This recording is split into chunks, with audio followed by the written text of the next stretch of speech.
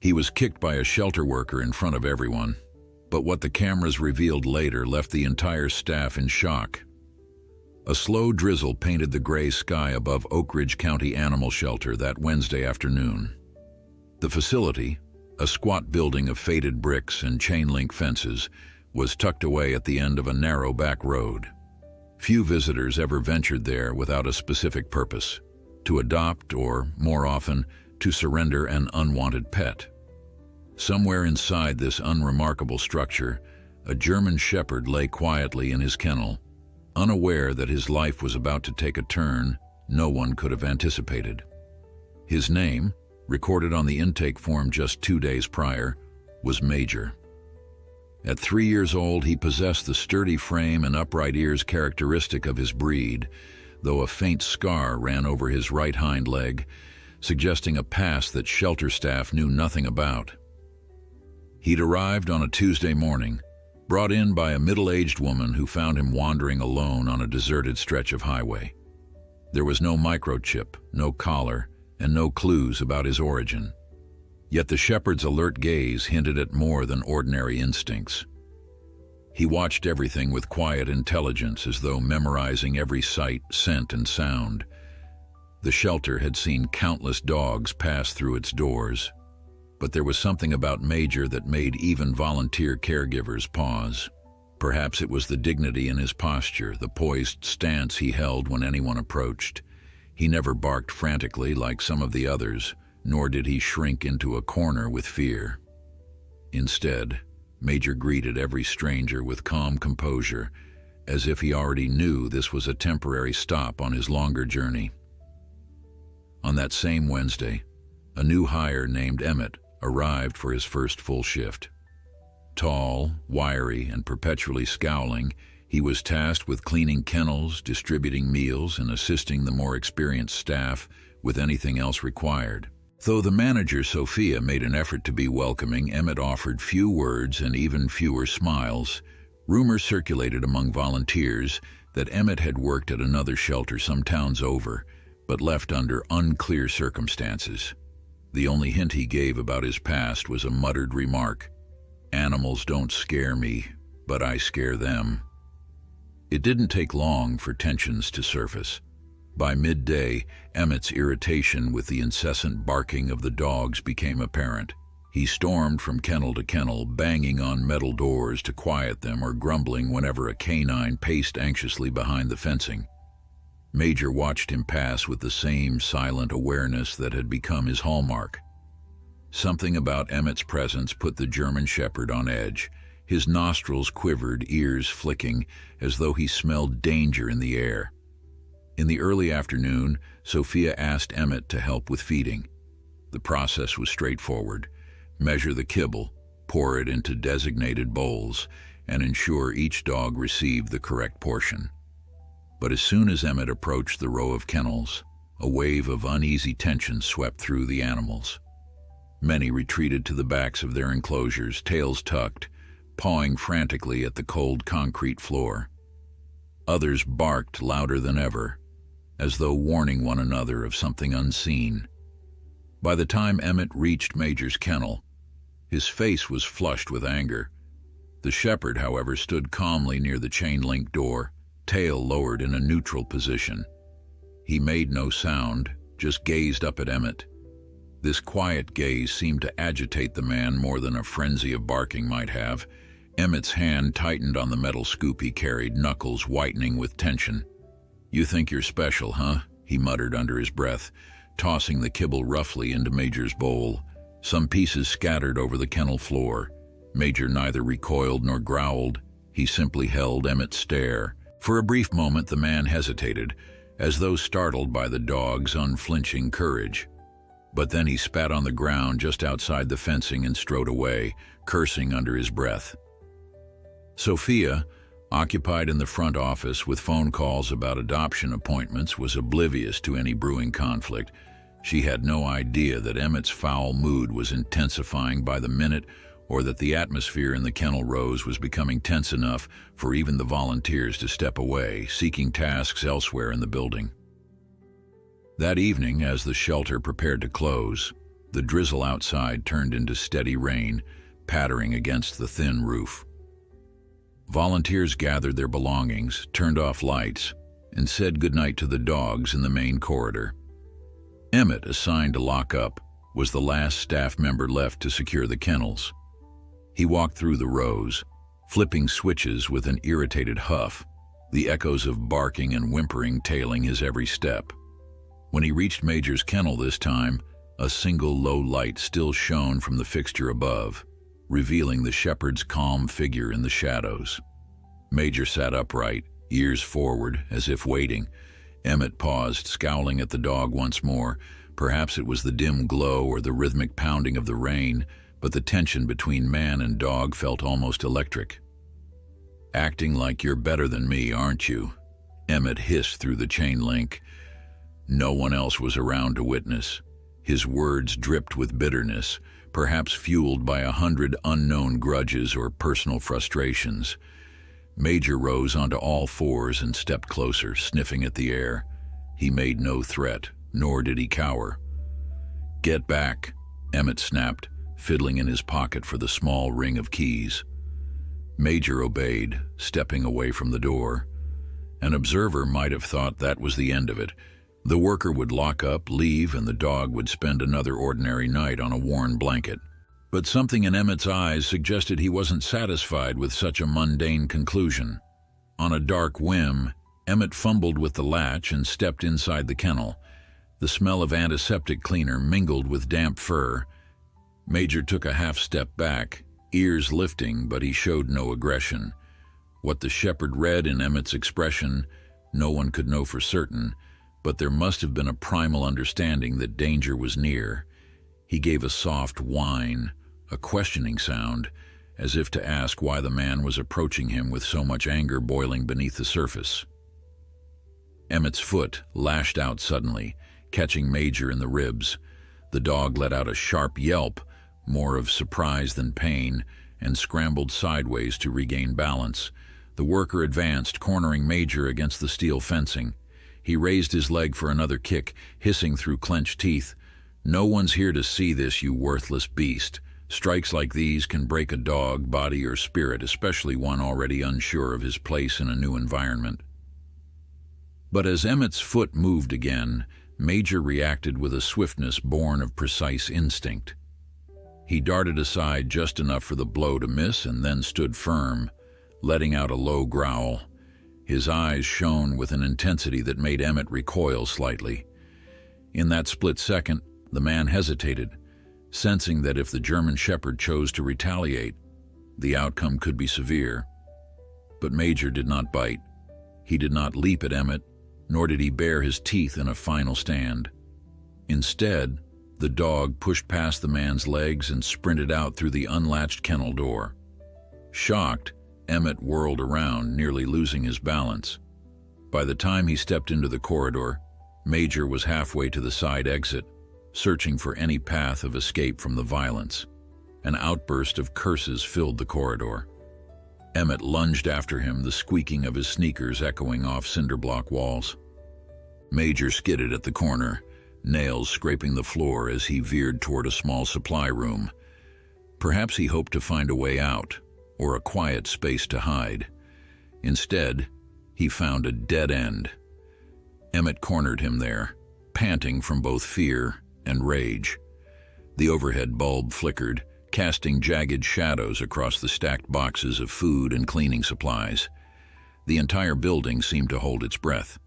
Major's ears flattened, but he stood tall, chest heaving. The man's face twisted with fury, and he lunged, fist descending in a wild strike. The first blow landed awkwardly on Major's shoulder, glancing off coarse fur. In that instant, something remarkable happened. Major met Emmett's gaze and emitted a single bark, powerful, sharp, a final warning. It was the only real aggression he had shown, yet it reverberated with an unmistakable message. Enough. The impact of that bark was more psychological than physical. Emmett froze, startled by the force in the dog's eyes. For one tense moment, neither moved. Then, with a visible shiver of fear, the man took a step back. Major did not chase him. He stood his ground, panting. The closeness of the four walls and the flickering fluorescent made it feel like they were in a spotlight, performing a harrowing dance that no one else could see. Something in that brief standoff shifted Emmett's rage into panic. He cursed again under his breath, then slammed his hand on the wall in frustration. Fear twisted into disgust, or perhaps disgust with himself. He retreated a pace, half expecting Major to lunge or snap, but the dog remained where he was, calm but unyielding, as if silently stating that he would not back down again. Breathing raggedly, Emmett turned away, muttering curses as he stumbled back to the corridor. He needed to lock everything, needed to get out of this place before anyone discovered what had happened.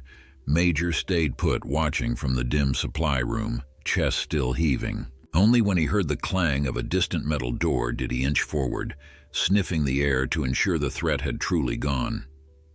In the quiet that followed, the dog sank onto his haunches, ears still pinned back in alarm.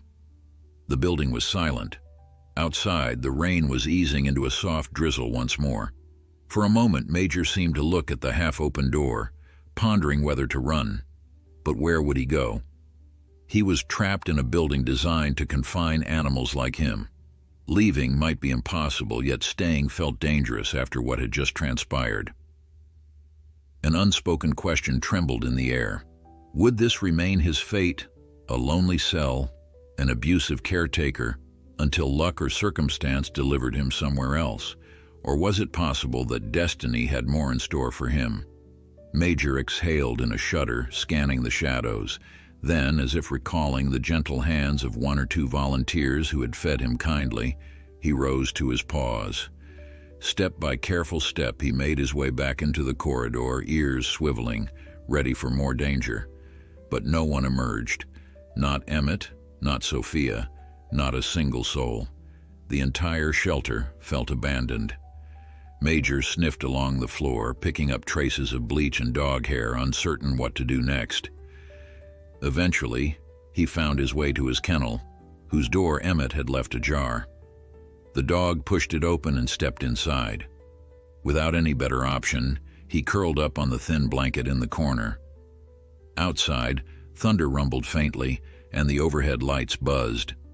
Major's flank rose and fell with each breath, ribs aching from the blow.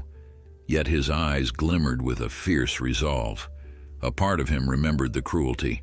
Another part insisted there was still hope. After all, for every Emmett, there might be another caretaker who truly understood dogs like him, someone who would see not just a caged animal but a soul waiting to prove his worth. The next morning dawned gray and still, the sky overhead an unbroken sheet of pewter that promised more rain to come. At Oak Ridge County Animal Shelter, a thin film of mist clung to the chain-link fences, and the parking lot sat empty except for a single sedan belonging to an early volunteer. Inside, the dogs woke to their usual chorus of barks and whines, but something felt different in the hallway. An uneasy hush hung over the kennel rows, as if the animals sensed the lingering residue of last night's conflict. Normally, one or two staff members would greet them with soft words and fresh bowls of food. This morning, though, the first sounds came from an older volunteer named Harriet, who shuffled in with a weary sigh. She immediately noticed that the main lights were still turned off. Her eyebrows knitted together in concern as she looked around. Harriet liked to arrive before official opening hours to do simple tasks, wiping counters, ensuring each kennel had enough bedding. Yet as she flicked on the overhead lights near the front desk, a jolt of unease flickered across her face. The shelter felt different, almost as though it were bracing for unpleasant news. She called out a tentative greeting, expecting Emmett or Sophia to reply, but her voice only echoed back from empty corridors. With a small frown, Harriet stepped into the kennel area, bracing herself for the usual clamor of dogs, only to find they were subdued. Several animals cowered near the backs of their cages. Others stared at her with wide eyes. She paused at each enclosure, murmuring gentle words, scanning for injuries or signs of stress. It wasn't until she reached Major's kennel that she realized something was very wrong. She found the German Shepherd curled on his blanket, a fresh bruise visible along his rib cage where the fur seemed ruffled. Major lifted his head at her approach, but instead of the composed gaze he'd offered before, there was a guarded flicker in his eyes. Harriet gasped softly and knelt by the chain-link door, searching for a latch that should have been locked. To her surprise, the mechanism was unfastened. As she slid the door open, Harriet spoke soothingly. "Hey there, big guy. Who left you like this?" Major rose, wincing slightly when she ran gentle fingers near the bruise.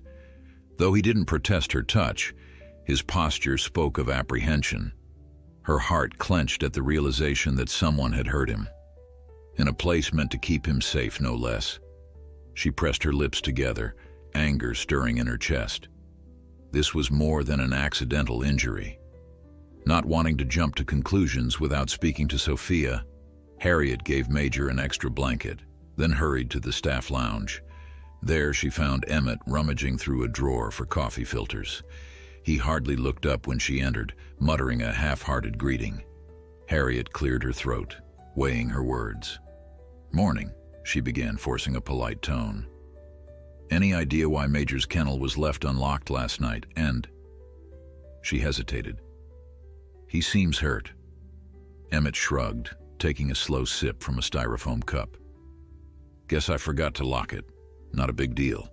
He's still here, isn't he?" His dismissive tone grated on Harriet's nerves.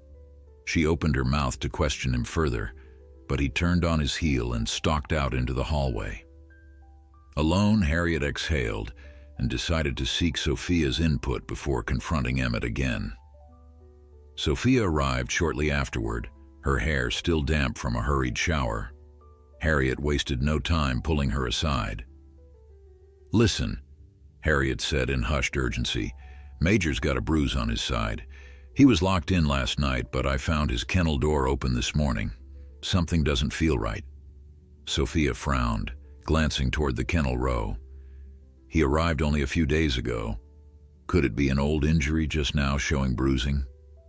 Harriet shook her head, lips set in a firm line. "The fur is disturbed and it looks fresh. He's also acting more wary." Sophia pursed her lips, concern evident. "Let's check him over properly. If there's any sign of abuse, we'll have to document it and figure out what happened." Together, they walked to Major's kennel. The German Shepherd met their gaze with quiet acceptance, allowing Sophia's gentle hands to probe the bruised area. A pained whine escaped him. Sophia's expression darkened. "We'll note this in his record and schedule an exam with the vet," Sophia declared. "And I'll be talking to Emmett. If you say the kennel door was unlocked, that's a serious breach." Harriet felt a wave of relief at Sophia's determination. Usually mild-mannered, Sophia could turn stern when necessary. Harriet thought about Emmett's demeanor, how he'd shrugged off any concern. The volunteer wondered if Emmett had made a habit of intimidation. She'd never seen him be outright violent, but his presence unsettled the dogs. She decided not to mention this suspicion yet, determined to gather more tangible proof. In the meantime, Harriet stroked Major's ears softly. The dog let out a soft sigh, leaning into her touch as though craving kindness. Over the next few hours, the daily routine resumed at Oak Ridge County Animal Shelter. Volunteers cleaned kennels, fed the dogs, and welcomed a few visitors who trickled in hoping to find a new pet. Despite the ordinary bustle, a lingering tension gripped the corridors. Harriet watched Emmett from a distance as he performed his duties. He moved with irritability, slamming gates shut if a dog so much as barked. Most of the animals gave him a wide berth.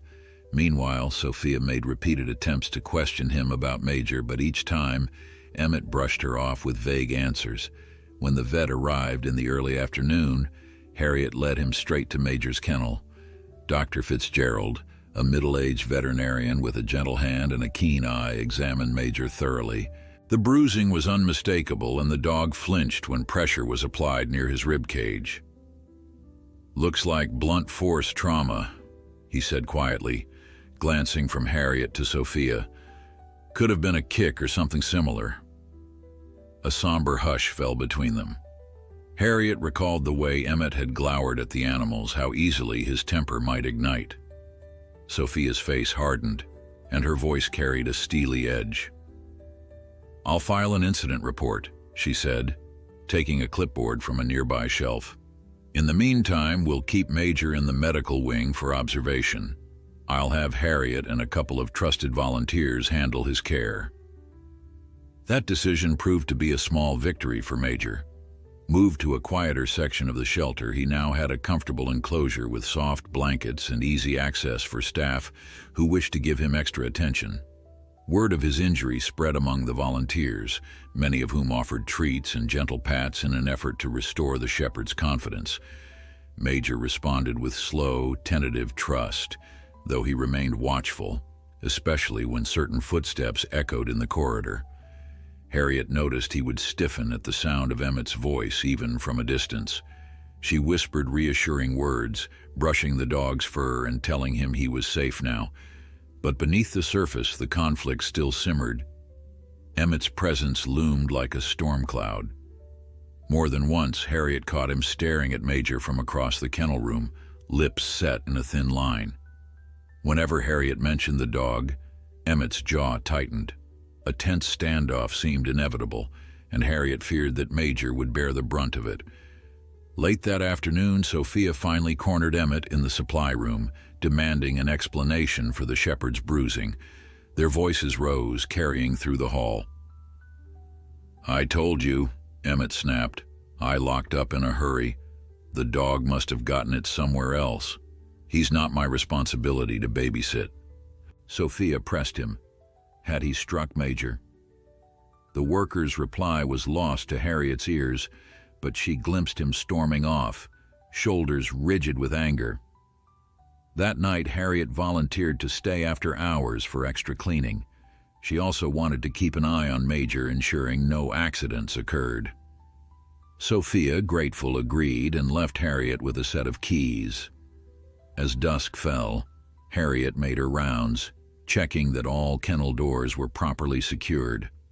She paused by the medical wing to peer in on Major, who dozed peacefully on his blankets. She smiled, whispering, "It'll be all right, buddy. We'll figure this out." Then she turned to finish sweeping the corridors. The hush of evening settled in, broken only by the occasional whimper or bark from restless dogs. An hour later, Harriet was scrubbing down the floor near the intake area when she heard a noise from the rear hallway. Alarm sparked. She set her bucket aside, heart thumping. The shelter should be empty now. Footsteps echoed, heavy and unhurried. Harriet edged closer, pressing herself against a wall. When she peered around the corner, she glimpsed Emmett's lanky form illuminated by the dim overhead bulb. He stood outside the medical wing, staring through the chain-link partition at Major. Harriet's pulse quickened. Emmett's posture radiated hostility, fists clenched at his sides. She held her breath, watching as he slid open the partition door. Instinct told her to intervene, but fear pinned her in place. What was he planning to do? Emmett stepped into the area where Major lay. At first, the dog didn't notice him, half asleep under the soft glow of a single lamp. But when Major finally looked up, he tensed immediately. Harriet willed herself to move, but she remained rooted, mind racing. If she confronted Emmett alone, would it escalate? Then a surge of courage overtook her. If she didn't act, who would protect Major? She forced herself forward, footsteps echoing. Before she reached the corner, Emmett raised his voice in a mocking tone. "I see they gave you special treatment," he sneered, glancing at the extra bedding and fresh water bowl. "I warned you to behave, didn't I?" Adrenaline propelled Harriet into the medical wing. "Stop!" she shouted, her voice cracking. Emmett whirled, eyes blazing. Major rose to his feet, hackles rising, but he didn't lunge. Instead, he pressed against the back wall, ears pinned. Harriet stood breathless, heart hammering. "What are you doing here?" she demanded. Emmett's lip curled. should ask you the same." He took a step toward Harriet, whose stomach clenched with dread. A glance at Major told her the German Shepherd was ready to defend himself if threatened. "Get out," Harriet said, voice trembling but resolute. Emmett barked a laugh. "You think you can boss me around? This place is a dump, and that dog is worthless. Maybe if I—" Emmett moved as if to lash out again, but Harriet blocked his path, arms spread wide to shield Major. She expected him to shove her aside, to escalate into real violence. Instead, a guttural growl rose from Major's throat, deep and fierce. The dog stepped forward, eyes locked on Emmett. The memory of the previous night's confrontation crackled in the air, a near-tangible force. For one petrifying instant, Harriet thought the shepherd might attack. But then Major did something neither Harriet nor Emmett expected. He paused, letting out a sharp bark that resonated with an uncanny authority, less a threat than a command to stand down. Emmett froze, intimidation flickering across his face. Harriet seized the chance. She grabbed a heavy flashlight from a nearby shelf, lifting it as if to defend both herself and the dog. "I said get out," she repeated, louder this time. The man's gaze darted between Harriet's raised arm and Major's unyielding stare. It was as though he could sense that any further aggression would be disastrous. With a snarl, Emmett spun on his heel, cursing under his breath as he fled the medical wing. Harriet exhaled, knees shaking, tears threatening to spill. She turned to Major, who was trembling just as fiercely. Without thinking, she crouched beside him, murmuring soft reassurances. The shepherd pressed his muzzle into her shoulder, a grateful gesture that nearly broke her heart. Harriet stayed by Major's side for several minutes, stroking his thick fur and whispering gentle praises until she felt his trembling subside. Outside the medical wing, the hallway stood quiet again, but she sensed Emmett's anger still hovering over the shelter like a storm cloud. Part of her wanted to chase after him, demand that he leave for good, but she was keenly aware that she had no real authority to fire anyone. Sophia was the manager. Sophia would have to handle Emmett's fate. Eventually, Harriet rose to her feet, heart hammering from the confrontation. She pressed her forehead to the metal kennel bars and let out a shaky breath. Major sat upright, tracking her with those alert amber eyes that seemed to ask, "Are we safe now?" Harriet gave a small nod, as if answering him directly. "You're all right," she breathed. "I'll make sure of it." Then, glancing at the clock near the corridor entrance, she realized it was nearly midnight. She needed to lock down the rest of the building, but first, she had to ensure Emmett wasn't lurking anywhere. Gripping her flashlight with clammy fingers, Harriet ventured through each room of the shelter, flicking lights off, checking doors. She half expected Emmett to appear from some dark corner, fueled by rage or shame, but the building remained eerily empty. By the time she stepped outside into the cool night air, she saw no sign of his car. The only thing greeting her was the faint hush of crickets and the steady glow of a street lamp. Relieved, Harriet locked the shelter's main door. When she arrived home, the memory of Emmett's twisted expression and Major's frightened stance replayed ceaselessly in her mind. Sleep was slow to come. She spent much of the night staring at the ceiling, imagining worst-case scenarios. What if Emmett returned tomorrow? What if he tried to harm Major when no one else was watching? Harriet resolved that at sunrise she would drive back to the shelter, meet Sophia, and insist on immediate action. Otherwise, there was no telling what might happen next. True to her plan, Harriet showed up at Oak Ridge early the following day. The sky had cleared, revealing a bright, sharp sunlight across the parking lot. She spotted Sophia's car already in its usual spot. Good, Harriet thought. At least she wouldn't have to wait. With purposeful strides, she crossed the threshold and found Sophia in the front office, shuffling through a stack of paperwork. The manager looked up, her face drawn with fatigue. "Harriet," Sophia said in a low voice, "I've been meaning to talk to you. Can we step into my office?" They entered the cramped room, its walls lined with dog adoption posters. Sophia's desk was covered with documents, forms, and a half-empty coffee cup that she clutched for warmth. Harriet noticed how anxious the manager appeared, dark circles under her eyes, a faint tremor in her hand. Something told Harriet that Sophia had discovered more than just a bruise on Major. "Did you stay late last night?" Sophia asked, though Harriet guessed she already knew the answer. "Yes," Harriet confirmed. She set her jaw, recalling the confrontation. "Emmett showed up, and I caught him in the medical wing, cornering Major again. I threatened him with a flashlight. He left in a rage." Sophia exhaled shakily. "I got in early this morning, found an incident report from you about Major's injury. Then I found Emmett lurking by the loading area smoking a cigarette. I demanded his keys and told him to leave until further notice." She rubbed her temples. "I want to fire him, Harriet, but the county's rules mean I need a formal hearing with HR. There's a process. We can't just let him back in, though, so for now, I've suspended him." Harriet's posture relaxed, relief flooding her. "Thank goodness. Major's safe, then." She paused. "Sophia, you're sure there's no wiggle room to terminate him outright? I'm scared he might do something worse if he stays on the payroll. That man's dangerous." Sophia grimaced. "Believe me, I want him gone. But HR requires an internal investigation. It could take a week or more. In the meantime, the staff knows he isn't allowed in the building. If he tries to come back, we'll call the police." That promise soothed Harriet somewhat. They spoke for another 10 minutes, hashing out how to protect the animals in case Emmett tried anything. Sophia assured Harriet that she'd document everything thoroughly and request the county expedite the matter, citing the dog's well-being. "Major won't leave my sight," Sophia vowed.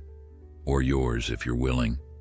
He needs to feel safe until we figure out a forever home for him." Their conversation was interrupted by one of the younger volunteers, Millie, poking her head through the doorway. "We have a family out front," she whispered, "looking to adopt. Should I show them around?" "Go ahead," Sophia answered. "Harriet and I will join you shortly." As Millie disappeared, Harriet glimpsed a bright flicker of hope. Maybe they could find a caring adopter for Major quickly. That would be one certain way to keep him beyond Emmett's reach. But Harriet also knew it wasn't always so simple. German Shepherds required experienced handlers, and not everyone was prepared for their intelligence, their energy, or their emotional needs. Later that morning, Harriet coaxed Major from the medical wing into a small fenced yard behind the shelter.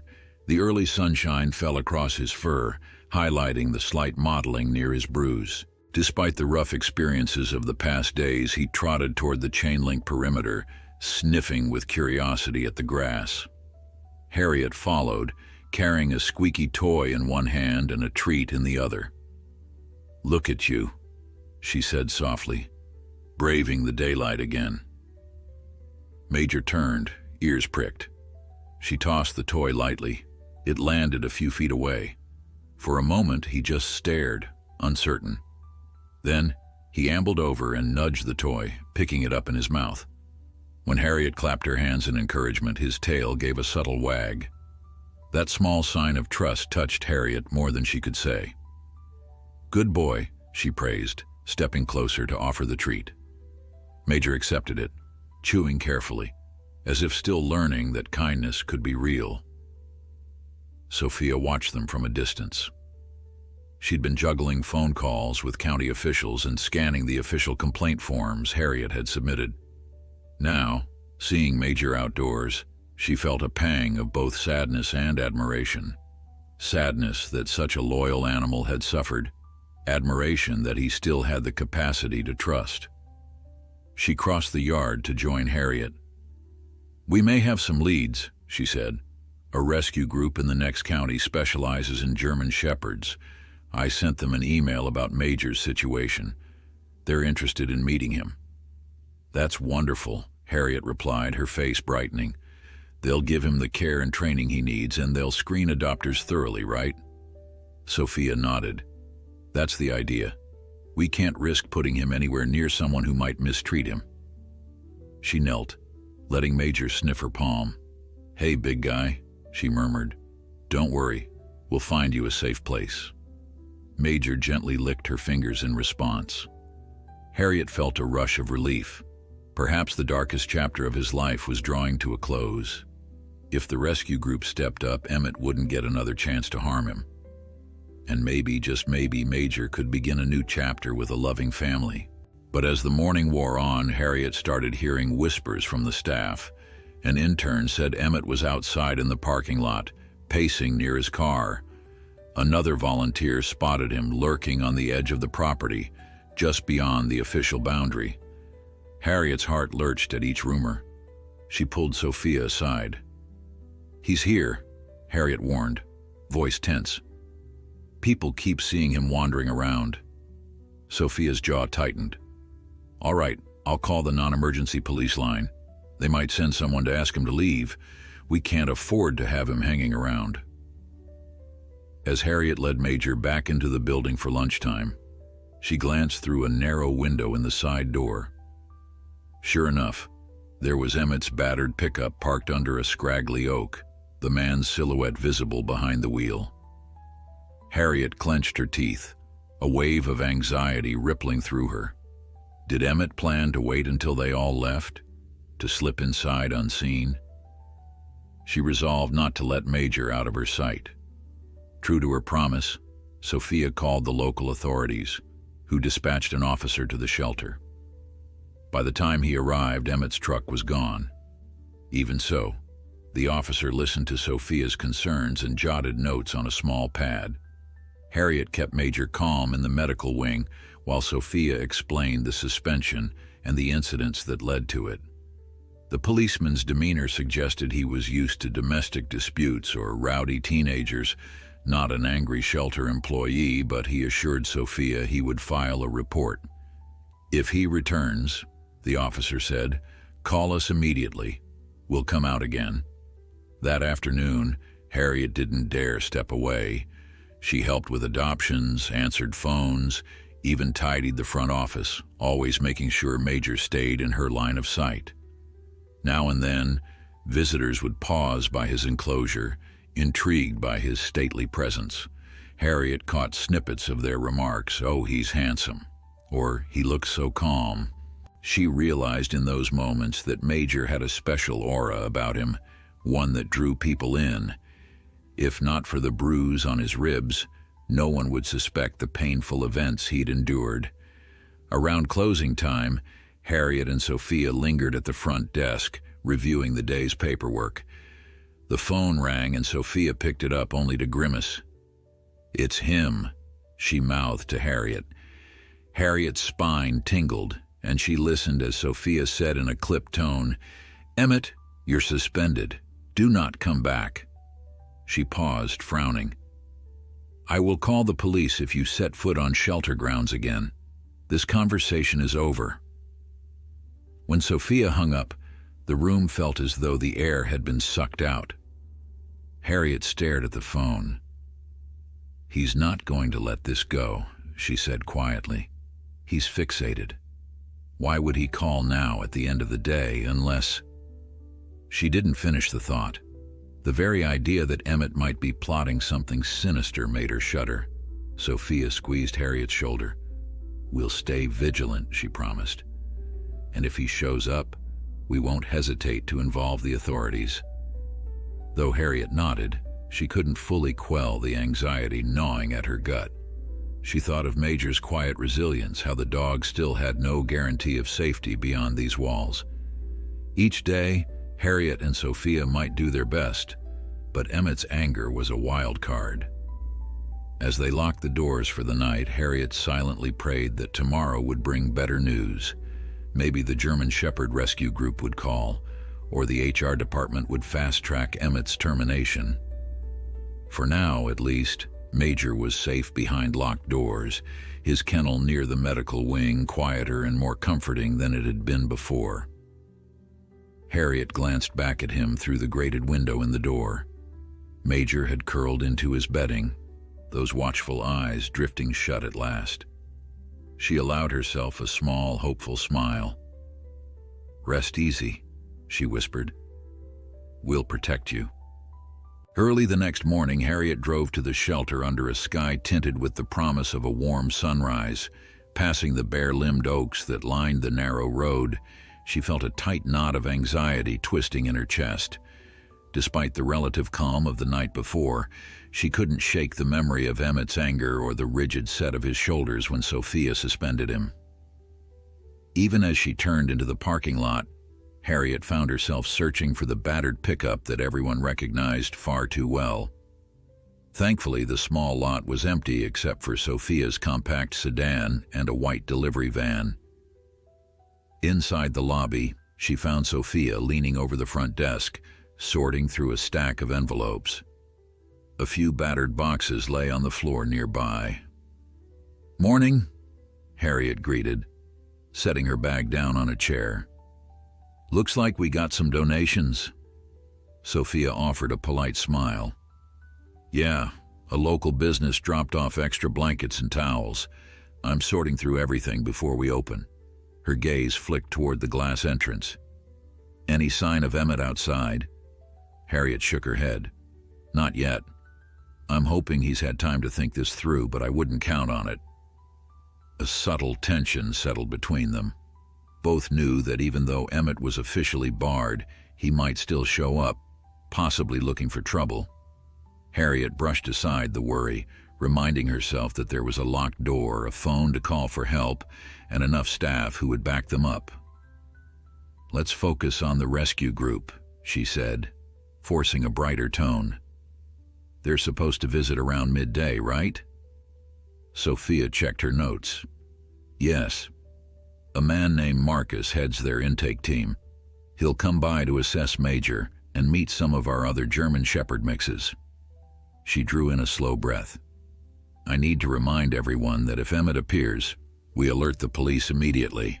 They shared a quick nod, and Harriet headed down the main corridor to check on Major. She found him resting in the medical wing enclosure, his muzzle draped over his paws.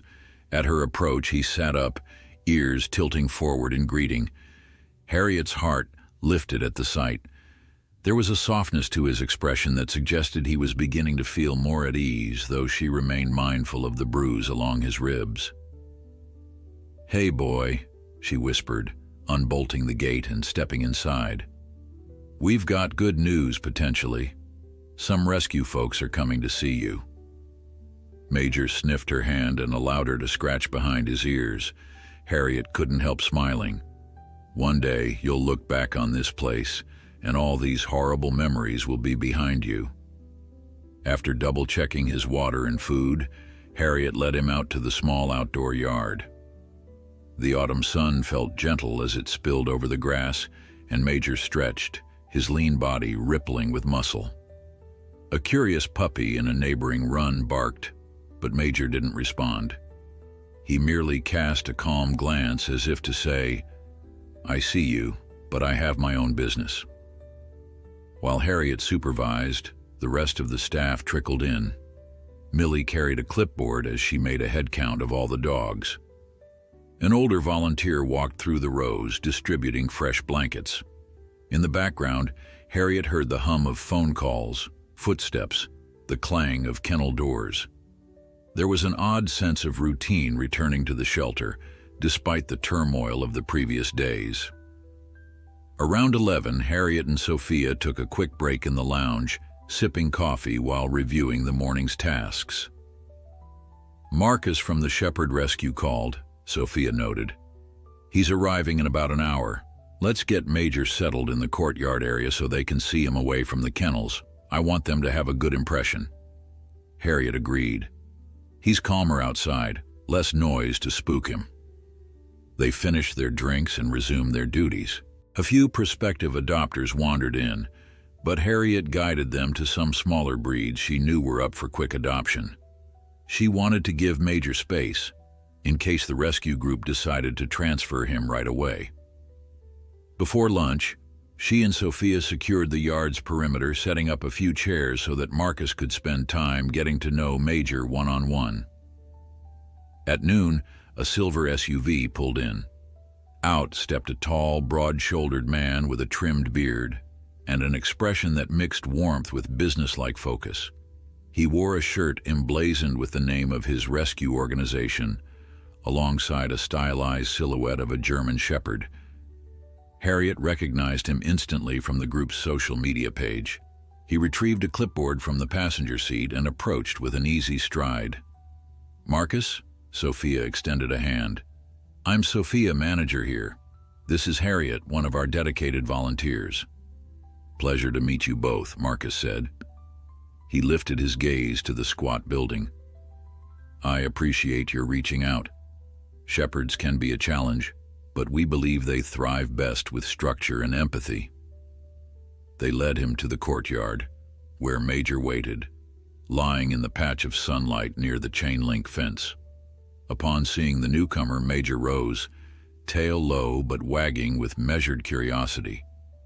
Harriet watched Marcus carefully, hoping he recognized the shepherd's potential. Indeed, Marcus crouched and let Major approach at his own pace. "Good boy," Marcus murmured. "You've got that classic stance, haven't you?" Sophia described the circumstances, how Major was found, the bruise discovered after a likely abuse incident, and the staff's urgent wish to rehome him securely. Marcus nodded gravely. "We screen every prospective adopter. If he's placed with us, we'll ensure he ends up with someone who understands shepherds. We also have an experienced trainer who can help if there's residual trauma." Harriet's relief was almost overwhelming. She watched as Major sniffed Marcus's palm and leaned in for a gentle scratch behind the ears. The fact that Major was this receptive to a stranger struck her as a testament to his resilient nature. She felt certain that in the right hands, Major would flourish. "All right," Marcus said after 10 minutes of interaction. "I'm confident we can find him a spot in our program. We have a transport van coming by next week. If you're okay holding him until then, I'll finalize our paperwork." He stood, meeting Sophia's gaze. "I promise we'll take good care of him." "That's wonderful news," Sophia replied, relief etched on her face. "Yes, we can keep him safe until transport. I'll have Harriet coordinate the final details with you." Marcus offered Harriet a friendly nod, then stepped aside to place a phone call. Harriet knelt beside Major, who tilted his head, as if puzzled by the sudden shift in everyone's mood. "They're going to help you," she whispered. "You'll see. No more living in fear." Major offered a soft nudge in return. They returned inside to handle the necessary paperwork. Marcus filled out forms confirming the rescue group's commitment to take responsibility for Major upon pickup. Harriet provided medical records, vaccination updates, and a summary of his temperament. Meanwhile, Sophia produced an official statement about the suspected abuse. Marcus studied it solemnly. "We've seen cases like this before. It never gets easier, but I'm glad you intervened." Once all the documents were signed, Harriet walked Marcus to the front door. "We'll be in touch," he said. "If anything changes or if you need me to come sooner, let me know. Sometimes I can arrange a quicker transfer, especially if you think the dog's at risk." "We appreciate it," Harriet told him. "I'll keep you updated on everything." Marcus departed, leaving Harriet almost dizzy with relief. Next week was only a few days away, and soon Major would be whisked off to a specialized rescue center where Emmett couldn't harm him again. Harriet practically floated to the office to share the news with Sophia. They were partway through discussing next steps when Millie burst in, breathless. "He's back," she gasped, clutching the doorframe. "Emmett, he's in the parking lot shouting to talk to management." Sophia's face went pale. "Again?" She threw on her jacket, jaw set with determination. Harriet followed, her heart thumping. Together they stepped outside. Sure enough, Emmett's pickup was parked crookedly near the side fence. The man himself stood by the driver's door, glaring at them. A sneer twisted his features the moment he recognized Harriet. Sophia raised her voice. "Emmett, you were told to leave the property. You're not allowed here." He spat on the ground, eyes flashing. "I have a right to speak with HR in person," he growled. "No one answers my calls. I'm sick of waiting, and I heard you people want to get me arrested." Harriet's stomach tightened. She glanced around, noting that a few volunteers hovered nervously near the entrance. Sophia squared her shoulders. "I told you your employment is suspended pending an investigation. If you want to speak to HR, do it off-site. Now leave, or I'll call the police." His gaze flicked to Harriet, and something cruel gleamed there. "This is all because of you, meddling volunteer making up stories." Harriet forced herself to stand her ground. "No one made up anything. You attacked that dog." Emmett's nostrils flared. For an instant, Harriet thought he might lunge, but Sophia whipped out her phone, clearly prepared to dial the authorities. A tense silence stretched. Then Emmett let out a strangled laugh. "Fine. You want me gone? I'll go. But don't think I'm finished." He yanked open the truck door and climbed in. The engine roared to life, exhaust sputtering. Sophia kept her phone raised, her eyes never leaving him. With a sharp squeal of tires, Emmett reversed out of the parking space. As he sped toward the exit, Harriet caught a final glimpse of his furious expression. He looked like a man consumed by resentment, capable of far more damage than he had already inflicted. Once the dust settled, Sophia lowered her phone, exhaling shakily. "I'll file another police report," she murmured. "This can't go on." Harriet's heart hammered so loudly she could hardly hear her own thoughts. "What if he tries something worse next time?" she asked softly. "He's so angry, and we can't watch every corner." Sophia put a trembling hand on Harriet's shoulder. "We'll do whatever it takes to keep Major and everyone else safe. If the rescue can take him sooner, maybe we should ask. But as for Emmett, all we can do is document everything and hope the law is on our side. I'll talk to HR again, make sure they expedite this." Harriet nodded, tears of mingled relief and fear welling in her eyes. The image of Emmett's hateful stare burned in her mind. She didn't doubt for a moment that he was still plotting something, unwilling to let go of whatever bitter grudge fueled him. But at least, she told herself, Major's days in this shelter were numbered. If they could only keep the German Shepherd protected a bit longer, his new life awaited, far from Emmett's reach. In the days that followed Emmett's second outburst, the tension at Oak Ridge County Animal Shelter refused to settle. Harriet woke each morning with a knot in her stomach, worried that he might show up again, worried that one of the volunteers would forget to lock a door, or that the flimsy fence outside would offer too little protection if he decided to cause trouble. Yet no one saw him. For 3 mornings, his pickup did not appear in the lot, and no one reported any sign of him lurking on the property boundary. Despite the unease, Harriet clung to the encouraging news that Major's spot with the German Shepherd Rescue Group was guaranteed. Marcus's team had offered to pick him up in 5 days. That meant they only needed to keep Major safe until then. Sophia repeated this timeline like a mantra whenever she sensed the staff's collective anxiety rising. Just 5 more days. Then Major will be on his way. On the second day of that countdown, Harriet noticed changes in the German Shepherd's demeanor. He seemed livelier, sometimes even playful. During his trips to the small fenced yard, he chased a squeaky ball with genuine enthusiasm, not so guarded as before. He would come to Harriet for head scratches and respond with little tail wags. Each sign of progress kindled fresh hope that Major would thrive, given the right environment. That same afternoon, Harriet was preparing a batch of social media posts for the shelter, photographs of adoptable dogs, short bios, and success stories to drum up interest. Sophia wanted to celebrate the dogs who would remain after Major left, to help them find new homes. Harriet tapped at the computer keyboard in the volunteer lounge, sifting through images, pausing every so often to check the security monitor that displayed the entrance. No sign of Emmett. The minutes ticked by, punctuated by the hum of the air conditioner and the occasional bark echoing through the hallway. Her phone buzzed. She glanced down, heart jolting at an unknown number. Could it be Emmett calling from a new line? But when she answered, relief washed over her. It was Marcus. He explained that one of his staff had a scheduling conflict, meaning they could potentially come a day earlier for Major. "Would that help?" Marcus asked. "If you're worried about the dog's safety, we might rearrange our transport route." Harriet nearly spilled her coffee in excitement. "That would be amazing," she said.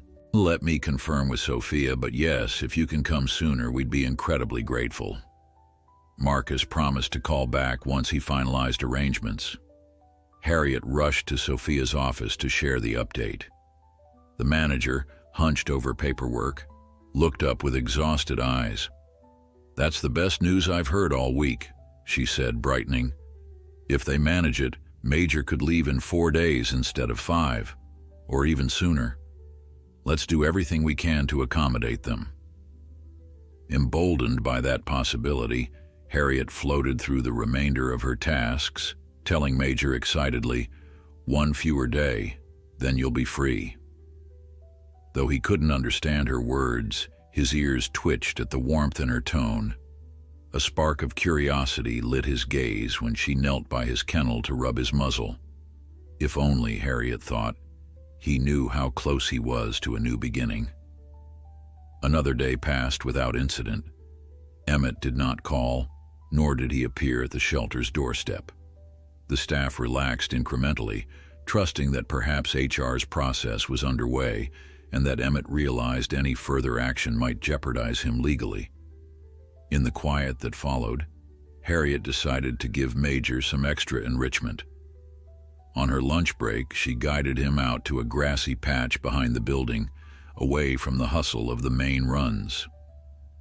While the shepherd sniffed around, Harriet set up a simple puzzle toy, pieces of kibble hidden inside a rubber dispenser that required him to roll it about. "That'll keep you busy," she told him, stepping back. Major eyed the toy with mild suspicion, then prodded it with a paw. Kibble spilled out. He quickly devoured the morsels, tail wagging in triumph. Harriet laughed softly. Moments like these helped her forget the ugliness that had shadowed them for weeks. Late that afternoon, Sophia hung up the phone with a triumphant grin. "Marcus confirmed," she announced. "They can pick up Major in 3 days.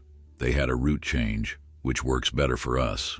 The sense of relief that rippled through the building felt almost palpable. Even the volunteers who only worked part-time had heard about Major's ordeal and wanted him out of harm's way. That night, Harriet lingered after her official shift to ensure Major's kennel was locked and that the facility remained secure. It had become routine for her to stay late, double-checking doors and windows before leaving. She found comfort in seeing Major curled up on a fresh blanket, already half asleep. "Just 3 more days," she whispered, resting a hand on the chain link. The dog's eyelids fluttered, acknowledging her presence, then slid closed. The next morning, Harriet awoke at dawn. As usual, she listened for weather updates on the radio while pulling on her jacket. A mild autumn breeze had replaced the muggy warmth of summer. On her drive to the shelter, she hummed a tune, determined to hold on to optimism. With only 48 hours left before Major's rescue, Harriet felt certain they could keep everything in order. She parked in her usual spot. The building looked serene in the early sunlight. Stepping inside, she greeted Millie, who gave her a tired smile. "Morning, just finished feeding the small dogs," Millie said. "Our big boy's still waiting for his breakfast." That meant Major, of course. Harriet grabbed a scoop of kibble, measuring it precisely, then headed toward the medical wing. As she turned the corner, Harriet spotted Sophia standing at the far end of the corridor, staring down at her phone. A peculiar tension lined the manager's face. Harriet's stomach sank. "What's wrong?" she asked, approaching swiftly. Sophia lifted her gaze, lips pressed tightly. "Emmett," she breathed. "He just posted something on social media, a rant about the shelter firing him, calling us frauds, claiming we abuse animals ourselves. He's threatening to expose what he calls the truth. Harriet's pulse hammered. Does that mean he's coming here again? I don't know, Sophia said, eyes clouded with worry. But the last thing we need is him stirring up trouble online. I've already messaged the county's HR about it. If his behavior escalates, we'll have grounds for further legal action. Harriet tried to swallow her unease. The only solace was that Marcus would be here in 2 days to take Major away. Until then, Harriet resolved to remain vigilant. She hurried to the medical wing and found Major pacing inside his enclosure, apparently on edge. Harriet tried to project calm as she fed him. "It's okay," she murmured. "We'll keep you safe." Throughout the day, Harriet couldn't shake the feeling that someone was watching the shelter. She glanced from window to window, half expecting to see Emmett's truck idling out front. Yet no unfamiliar vehicles appeared, and no shouting echoed from the parking lot. It was almost worse this way, waiting for a threat she couldn't pinpoint. That evening, Harriet coordinated with Sophia and another volunteer, Greg, to stay past closing time. They planned to give Major and a handful of other dogs some extra exercise before lights out. As Harriet finished up in the yard, she noticed Greg fiddling with the chain-link gate. "Hey," he said, "doesn't this latch feel loose to you?" Harriet tested it, frowning when the metal shifted under her hand. "It wasn't like this yesterday. Could it be from normal wear?" Greg shrugged. "Possibly, or maybe someone messed with it. Let's do a quick perimeter check." They walked the fence line, scanning for gaps or signs of tampering. Near the back corner, Harriet inhaled sharply. Several links in the chain appeared cut or bent, as though someone had tried to pry them open. The gap was small, but large enough that a determined person might enlarge it quickly. She exchanged a troubled look with Greg. "Emmett?" she whispered. "He might have tried to sneak in." Greg nodded grimly. "We'd better tell Sophia. We can't leave this as is." They replaced some of the twisted metal the best they could, then went inside to update Sophia. Her face turned white. "I'll call a repair company first thing tomorrow morning," she said.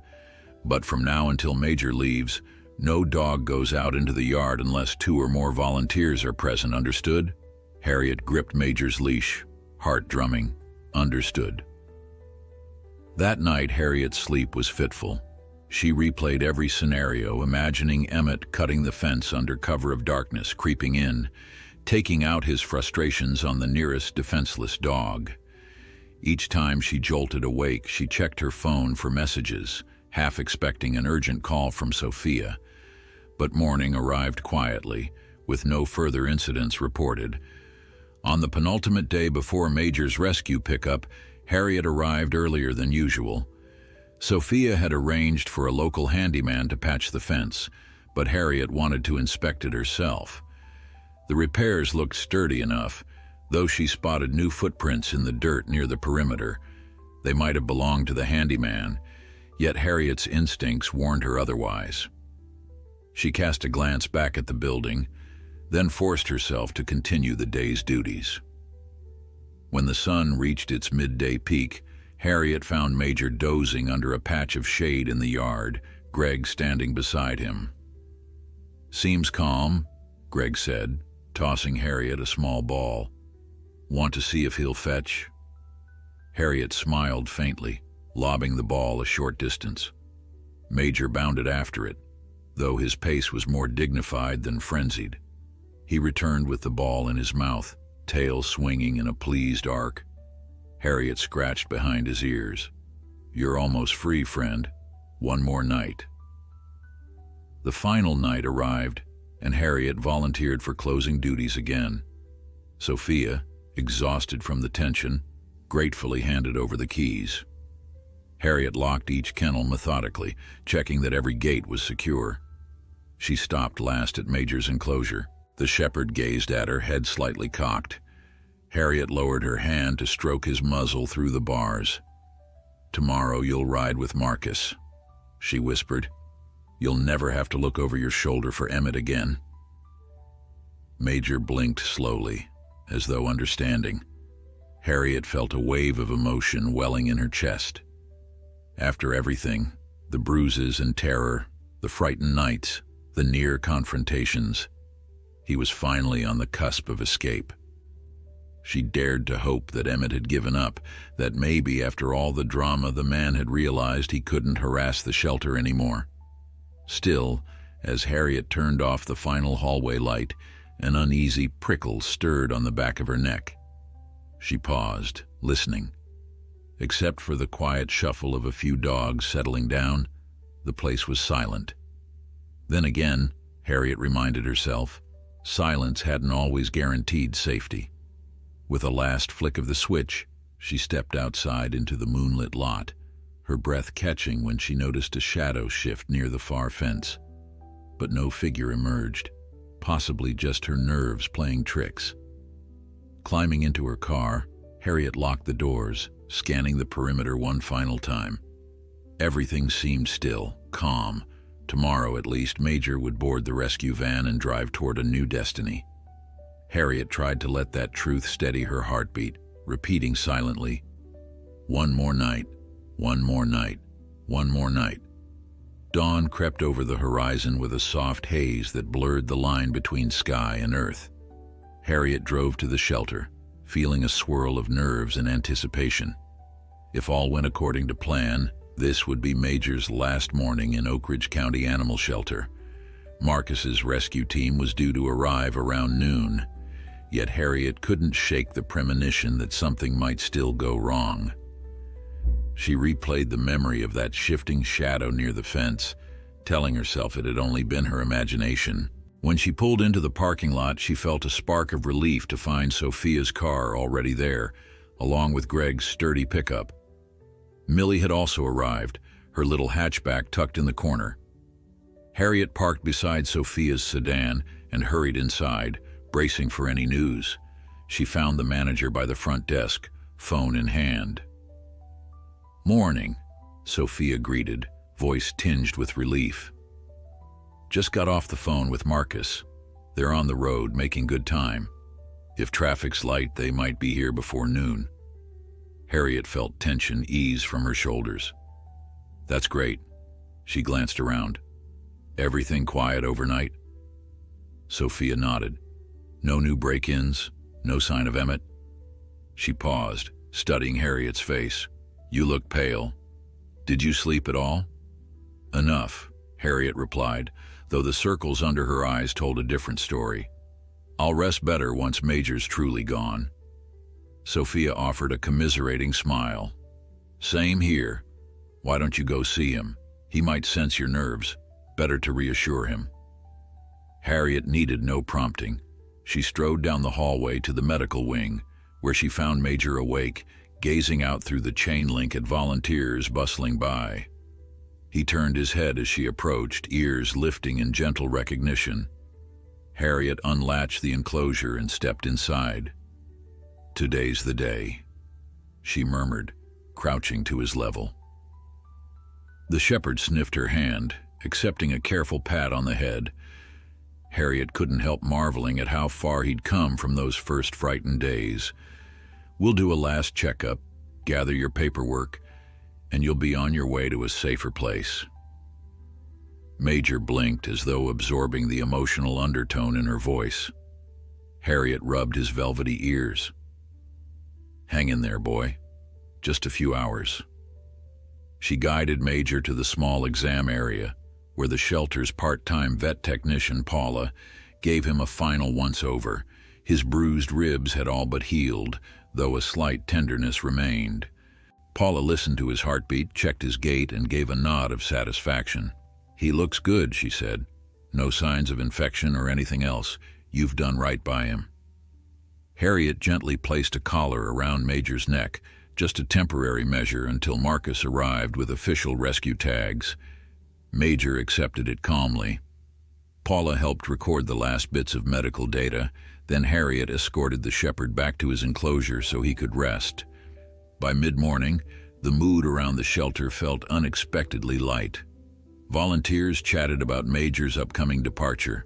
some exchanging jokes about which dog might next fill Major's prized corner spot in the medical wing. Several staff members prepared a modest farewell kit, treats, a sturdy leash, and a note wishing Major luck in his future. Harriet found herself smiling, touched by everyone's enthusiasm. Still, she made it a point to check the security cameras in the fence line. The handyman's patches seemed solid, no further tampering evident. There was no sign of Emmett's battered pickup anywhere near the property. With each passing minute, Harriet began to hope that maybe he had given up. Perhaps he realized he had no power once Major left. Around 11, the phone rang. Millie answered, but quickly motioned for Sophia, who picked up the line and said, "Yes, speaking." Harriet watched from a few feet away, tension creeping up her spine at the grave look on Sophia's face. "I see," Sophia said, voice taut. "Yes, I'll tell her. Thank you." When Sophia hung up, she approached Harriet quietly. "That was HR," the manager explained in a low voice. "They've completed their investigation and decided Emmett's employment is terminated with cause. They're sending him official notification, effective immediately." A wave of relief coursed through Harriet. "So he's officially fired," she murmured, glancing toward the corridor that led to Major's kennel. "He can't bother us with claims of staff privileges or try to get inside again." Sophia nodded. "Right. If he shows up, it'll be trespassing." They stood in a contemplative hush. Then Harriet tried a small smile. One more door closed. Now all that's left is for Marcus to get here. Outside, the sun climbed high, radiating warmth across the shelter parking lot. Just before noon, Harriet ventured out to wait by the entrance. She felt her pulse beat in tandem with her tapping foot. Whenever a car turned onto the side road, her heart jumped, only to settle when it proved to be a random visitor. At last, a silver van emblazoned with the rescue group's logo rumbled into view. Harriet exhaled, relieved beyond words. She waved it forward, guiding Marcus to a spot near the loading entrance. He stepped out, accompanied by a young assistant with bright eyes. "We made good time," Marcus said with a grin. "Is our passenger ready?" "Absolutely," Harriet replied. "We've got all the paperwork and a little care package." Marcus directed his assistant to retrieve a portable crate from the van, then turned to Harriet with an expression of quiet optimism. "How's he been holding up?" "Better than we could have hoped," Harriet said. "He trusts us now. I think he'll handle the ride okay." They entered the building, Harriet leading them to the medical wing. A few volunteers gathered to watch the send-off, and Harriet ushered them aside so Marcus and his assistant could work. Major looked up at the visitors, tail wagging in that reserved but hopeful way. Harriet's chest constricted as she unlatched the enclosure door one final time. Marcus knelt, letting Major sniff his hand. "Hey there," he murmured. "Ready for your next step?" Then, with a gentle coaxing motion, he directed Major toward the open crate. The shepherd hesitated, just a moment of uncertainty, then stepped inside, drawn by Marcus's calm energy. Harriet placed the farewell kit near the crate's entrance, including the note signed by the staff. A small knot of emotion tightened in Harriet's throat. She and Major had come so far. She stroked his muzzle through the crate door. "Be safe," she whispered. "Find a family who loves you." Major blinked, as though returning the sentiment in his silent way. As Marcus secured the crate, Sophia appeared, flanked by Greg and Millie. They looked on, sharing subdued smiles. The moment felt like a collective exhale, every staff member letting go of the dread that Emmett's looming presence had imposed. Major was about to embark on a new life, far beyond the reach of cruelty. Marcus and his assistant carried the crate outside, placing it in the climate-controlled section of the van. Harriet made sure the door was locked properly. It was only as they turned to say their final goodbyes that a familiar shape caught her eye. A battered pickup creeping along the far edge of the fence. Her breath seized in her chest. Emmett. She recognized the dull color, the dented bumper. He was there, turning the corner slowly as if he meant to park out of sight. Harriet's heart slammed against her ribs. She spun to warn Sophia, but the manager had already spotted him. Anger and fear flickered across her face. Greg stepped forward, arms raised in question. Marcus and his assistant, oblivious at first, noticed the tension. Sophia muttered under her breath, "Not now. The van's about to leave." Emmett's truck halted near a cluster of scraggly bushes. The driver's door opened, and the tall, wiry man slid out, scanning the scene. He took in the rescue van, the staff, Harriet, and especially the crate in the back of the vehicle. His expression twisted with fury. Harriet could almost hear her own pulse roaring in her ears. "We have to call the police," Harriet whispered to Sophia, fumbling for her phone. Marcus's assistant looked alarmed. "Who is that?" "Long story," Sophia murmured. "Stay calm." Emmett stalked forward, his face a mask of seething anger. He pointed at Harriet. "You!" he shouted. "You think you can just ship that dog away and bury this story?" His voice trembled with rage, carrying across the lot. Marcus positioned himself by the van's rear doors, protective. Harriet found her phone and dialed 911 with shaking fingers, her voice barely steady as she requested immediate help. "We have a trespasser," she said. "He's threatening staff." Sophia squared her shoulders, stepping out from behind Harriet. "Emmett, leave now," she commanded. "You've been fired. You have no right to be here." Emmett's gaze flicked to the crate. "You can't hide that dog from me," he spat. "He's the reason I got booted, and all of you." His fury seemed to coil, ready to strike. Harriet clenched her jaw, anger sparking in her veins. "You brought this on yourself by hurting him. If you think—" But Emmett charged forward, fists balled. Greg, who had been standing off to the side, intercepted him, planting a firm hand on Emmett's shoulder to block his path. Emmett swung wildly, nearly striking Greg in the jaw, but Greg ducked. The scuffle sent a jolt of panic through Harriet.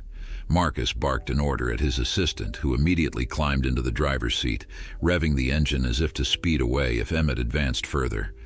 Emmett struggled against Greg's hold, snarling, "You're destroying my life." Greg pinned the man's arms, voice quavering but resolute. "Stop, or you'll end up in jail." Sophia turned to Harriet, eyes wide. "Are the police on their way?" "Yes," Harriet replied, voice trembling. "They said they're coming."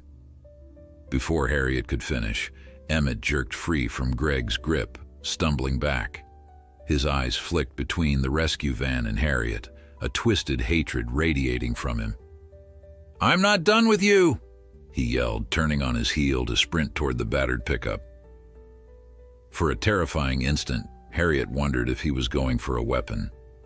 But instead, Emmett flung himself into the driver's seat. The engine roared, tires squealing as he tore out of the lot, leaving a trail of dust and dread in his wake. Everyone stood frozen for a few seconds, hearts pounding. Marcus cleared his throat. I'll wait until the police arrive to make a statement," he offered, "but we need to get Major out of here as soon as they let us go." Sophia nodded in agreement. "Let's do that." "Harriet, are you all right?" Harriet's shoulders shook as she tried to steady her breathing. "I'm fine," she whispered, adrenaline surging. She glanced at the van's rear compartment. Major was safe, crated, and oblivious to the chaos. "Let's just get him on the road." Within minutes, 2 police cruisers pulled into the shelter's driveway. Officers stepped out, taking within minutes, 2 police cruisers pulled into the shelter's driveway. Officers stepped out, scanning the property with measured caution. Marcus and the rest of the staff waited near the van, their faces still drawn tight with shock. Harriet stood closest to the entrance, phone in hand, pulse still hammering in her ears. One of the officers, a tall woman with a badge reading Hernandez, approached Sophia first. "Ma'am, we got a call about a trespasser," the officer said, her voice professional yet kind. "Can you tell us what happened?" Sophia nodded and gestured for Harriet to join them. Together they recounted Emmett's sudden arrival, the shouting, and how Greg had intercepted him before Emmett fled. Marcus confirmed that he'd witnessed an attempted assault on Greg. The second officer took notes, glancing occasionally at the rescue van where Major waited. Greg rubbed a spot on his shoulder. "He tried swinging at me," he explained. "I blocked him, but it's clear he was ready to get violent. Thankfully, he didn't have a weapon, or if he did, he never reached it." Harriet fought a tremor in her voice as she filled in the details. The officer's expression grew graver with each sentence. "Did he make specific threats besides the yelling?" asked Hernandez. Harriet relayed Emmett's accusation that the shelter was burying the story by sending Major away, and how he'd shouted he wasn't done with them yet. While they spoke, the second officer, a man named Klein, walked the perimeter of the parking lot, inspecting the spot where Emmett's truck had been. He returned and stated quietly, "There's fresh skid marks. He must have peeled out of here in a hurry." Turning to Sophia, he asked if the shelter had any surveillance cameras in that area. Sophia shook her head. "Only in the front corridor, not in the lot itself. We were planning to add more after the fence incidents, but it hasn't happened yet." Hernandez sighed. "We'll put out a notice to patrol units in case the truck is spotted. Do you know his home address?" "Yes," Sophia replied. "It should be on his employee file, though he's officially fired now." "That'll help," the officer said. "We can pay him a visit, advise him to cease contact. You have the right to press charges, especially if he assaulted your staff or trespassed." Sophia glanced at Greg, who exhaled, then nodded firmly. "I'd like to file a report at least," Greg said. "If he comes back, I want the record to show he's already been warned." Harriet placed a trembling hand on Major's crate, the dog's calm presence steadying her. She heard the click of a pen as Officer Hernandez offered them a form. "Write down everything you remember," the officer instructed. "We'll file this as harassment and attempted assault. That gives us leverage if he tries anything else." After the forms were filled and statements taken, the police advised them to call immediately if Emmett returned. Marcus wiped a hand across his brow. "I hope that's the last time you see him," he said, voice low. "I'd rather not encounter him on the road either." Sophia forced a tight smile. "We can't control his actions, but at least the authorities are now officially involved. Thank you for your patience. I'm sorry you had to deal with that." Marcus gestured to the crate in the van. "Major's calm enough, but let's not linger. If everyone's okay with it, we'll head out. That's best for him and for your peace of mind." Harriet stepped forward, resting her palm on the crate door. Major met her gaze. "He's going to a better life," she said softly. "I'm sorry you had to see all this on your way out." She felt tears threaten but blinked them away. The dog's gentle eyes offered a sense of final reassurance. Then Marcus shut the rear doors securely. With a wave to the shelter staff, he climbed into the driver's seat. His assistant hopped in on the passenger side. Before Harriet could step back, Marcus lowered his window. "We'll send updates," he promised. "Pictures, too. I have a feeling he'll be a star in our program." A bittersweet smile found its way to Harriet's lips. "Thank you." The silver van pulled away, carrying Major toward a new chapter. Harriet stood in the dusty parking lot, listening as the engine faded into the distance. Sophia approached, laying a hand on Harriet's shoulder. "He's safe now," she murmured. Greg let out a long breath. "And Emmett's out there somewhere, probably fuming. But at least Major's beyond his reach." "Yes," Harriet agreed, "and that's the most important thing." For the rest of the afternoon, the shelter returned to its normal rhythm. Dogs needing walks, phone calls about stray cats, visitors looking to adopt. Yet an undercurrent of tension persisted. Every time Harriet or Sophia walked by a window, they'd peek outside, half expecting Emmett to reappear. He never did, but Harriet suspected his anger would linger. 2 days passed without further incident. Harriet tried to settle back into the usual tasks, posting adoption pleas online, scheduling volunteer shifts, comforting anxious animals. She and Sophia occasionally texted Marcus, who provided glimpses of Major's adjustment. One photo showed the shepherd exploring a grassy play area at the rescue facility. Another captured him meeting a trainer. Harriet smiled each time she saw Major's confident stance, tail raised in a sign of happiness. The mood at Oak Ridge brightened. Greg reported feeling less anxious, and Millie commented that the staff seemed lighter now that Major was gone, as though the conflict had vanished with him. Harriet quietly admitted she missed the dog's steady presence, but relief overshadowed her sadness. Better he be gone than trapped here under threat. On the 3rd day after Major's departure, Harriet arrived to find Sophia wearing a bemused expression. "You won't believe this," the manager said. "There's an envelope for you in the mailbox, no return address." Harriet frowned, carefully unsealing the plain white envelope. Inside, she discovered a single piece of paper with crudely printed words. "Think you can get rid of me so easy? I'll be seeing you real soon." There was no signature, but Harriet's blood ran cold. The threat was clear, and it could only have come from Emmett. Sophia exhaled sharply. "We're reporting this to the police," she said, voice trembling with outrage. "He's crossing lines." Harriet nodded, heart pounding.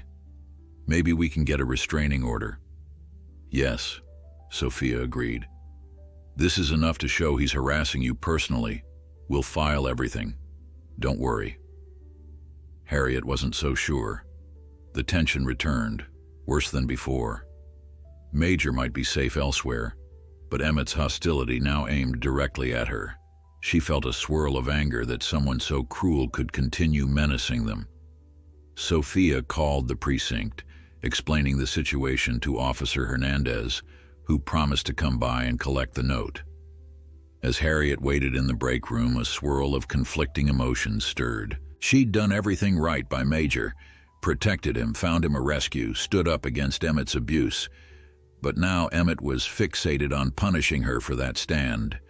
The thought of him lurking around her home or tailing her car filled her with dread.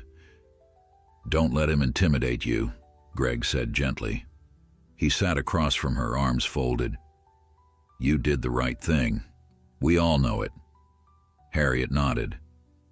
"I won't let fear control me," she murmured, though a quiver in her voice betrayed her nerves.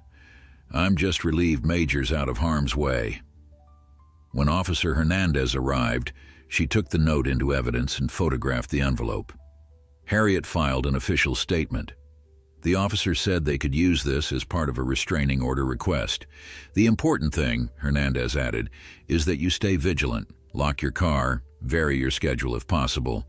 If you see him near your home or workplace, call us immediately." Harriet felt overwhelmed by the practical advice. She realized how quickly her life had changed from a quiet volunteer routine to a state of constant alert. Once the police left, Harriet sat alone for a moment in the staff lounge. She cradled a mug of coffee in her hands, the warmth soothing her trembling fingers. Sophia found her there, gently suggesting Harriet take a few days off. "You've been through a lot," she said softly. "You're looking exhausted. Go rest. Keep your phone near. If Emmett tries to come here again, we'll handle it." At first, Harriet hesitated, feeling guilty for leaving her duties. Then she realized how drained she was, physically and emotionally. "All right," she conceded. "Maybe a couple of days, but call me if anything happens."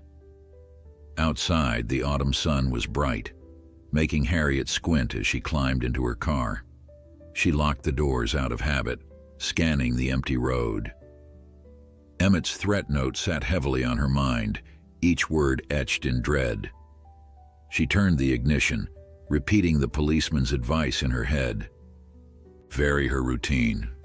Keep an eye out. Her drive home felt tense, as if every passing vehicle could be Emmett's battered pickup. Yet she made it to her small apartment building without incident. Once inside, Harriet triple-checked her front lock. Staring around at the quiet living room, she wondered how long this uneasy peace might last. To steady herself, Harriet opened her laptop at the kitchen table, pulling up the rescue group's social media page. Sure enough, there was Major's photo, gazing confidently at the camera, a caption praising his progress and intelligence. The post had hundreds of likes and supportive comments. Harriet smiled, a wave of pride and relief washing over her. Emmett's cruelty had not crushed that dog's spirit. In fact, Major seemed poised for a bright future. Holding that thought close, Harriet tried to exhale her fear. She told herself that as long as Major was safe, she could handle Emmett's threats. The rest of the evening passed quietly enough. She cooked a simple meal, then curled up on the couch with a book, every so often glancing at her phone. Part of her expected a call or text from an unknown number, but none came. Despite her exhaustion, sleep proved elusive. Harriet lay in bed, mind racing.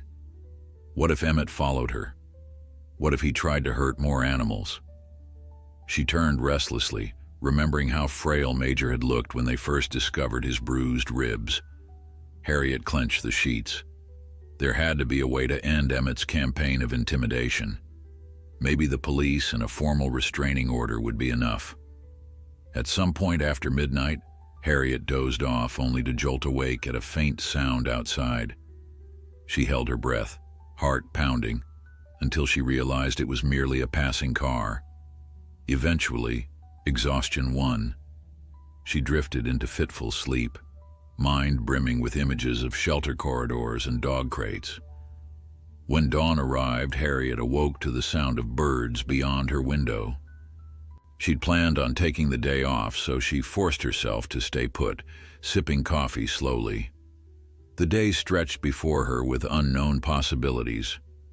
Although she longed to check on the other dogs at Oak Ridge, she reminded herself that rest was crucial, and that her presence might provoke Emmett if he was monitoring the shelter. She scrolled through her phone, scanning social media, news updates, anything to distract her from the quiet. A beep signaled a message from Sophia. Everything normal so far, staff safe. Harriet felt a measure of relief. Still, her heart twisted as she wondered what new shape Emmett's anger might take. She hoped that he would simply vanish into his own bitterness, never to darken their doorstep again. But something in her gut warned it might not be so simple. Harriet spent that entire morning curled up in her small apartment, trying to distract herself with mundane tasks.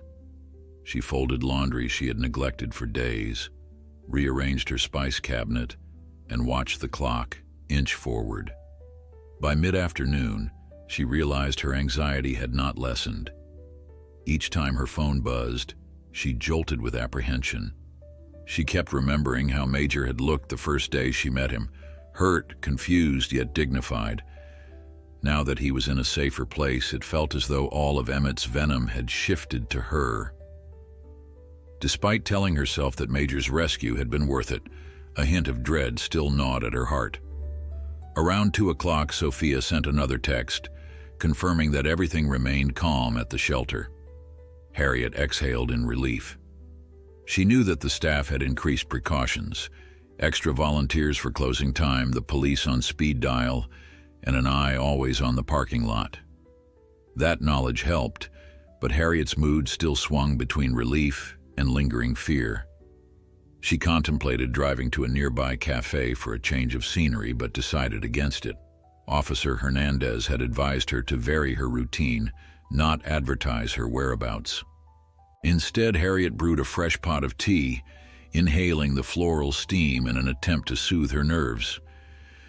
She sat on her couch, scrolling through pictures of Major posted by the rescue group over the past week. A new update had appeared. Major wearing a bright bandana, flanked by 2 trainers who beamed with pride. The caption said he was adapting well, learning advanced obedience commands. Harriet's eyes misted with grateful tears. She reminded herself that no matter how harrowing the last days had been, it was all for that outcome. Major was finally free. By early evening, she forced herself outside for a short walk around the block. The crisp air felt invigorating, and she tried to push away the notion that Emmett might be lurking somewhere. She took note of every passing car, eyes flitting nervously whenever a truck rumbled by. Fortunately, she saw nothing resembling his battered pickup. When she returned to her apartment, she felt marginally better. Locking the door behind her, she double-checked the bolt. Once the evening shadows settled in, Harriet found herself drifting into a quiet sense of determination. Emmett might be dangerous, but she refused to live in constant terror. The following morning, Harriet awoke just after sunrise, still on her leave from shelter work. She glanced at her phone. No threatening messages or calls. In fact, her screen displayed a new note from Sophia reading, "All good here. Police asked if you'd like an escort if you come back soon." Harriet weighed the offer. Part of her wanted to return, to show Emmett he couldn't scare her away. Still, she remembered how Officer Hernandez advised caution. Harriet typed a reply. "I'll take today to regroup, might return tomorrow. Thanks for everything." That day stretched out in a strange blend of restlessness and quiet. Harriet paced her apartment, replaying memories in her mind.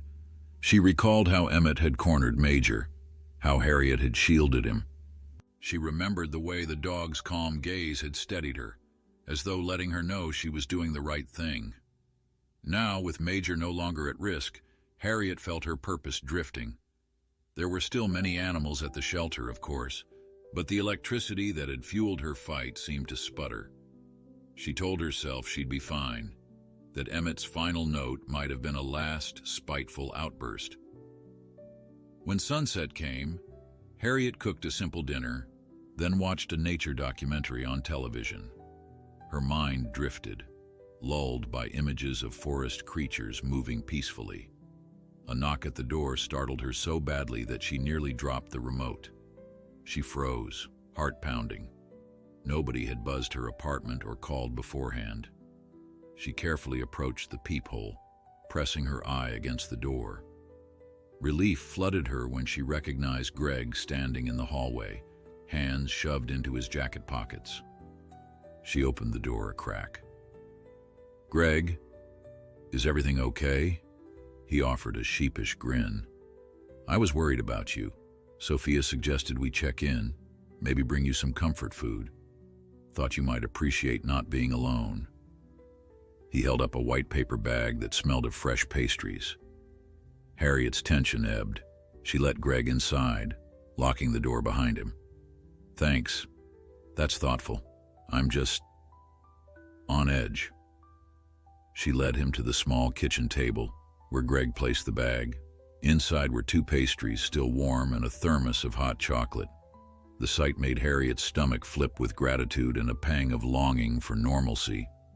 "So," Greg began, taking a seat, "no sign of Emmett here, right?"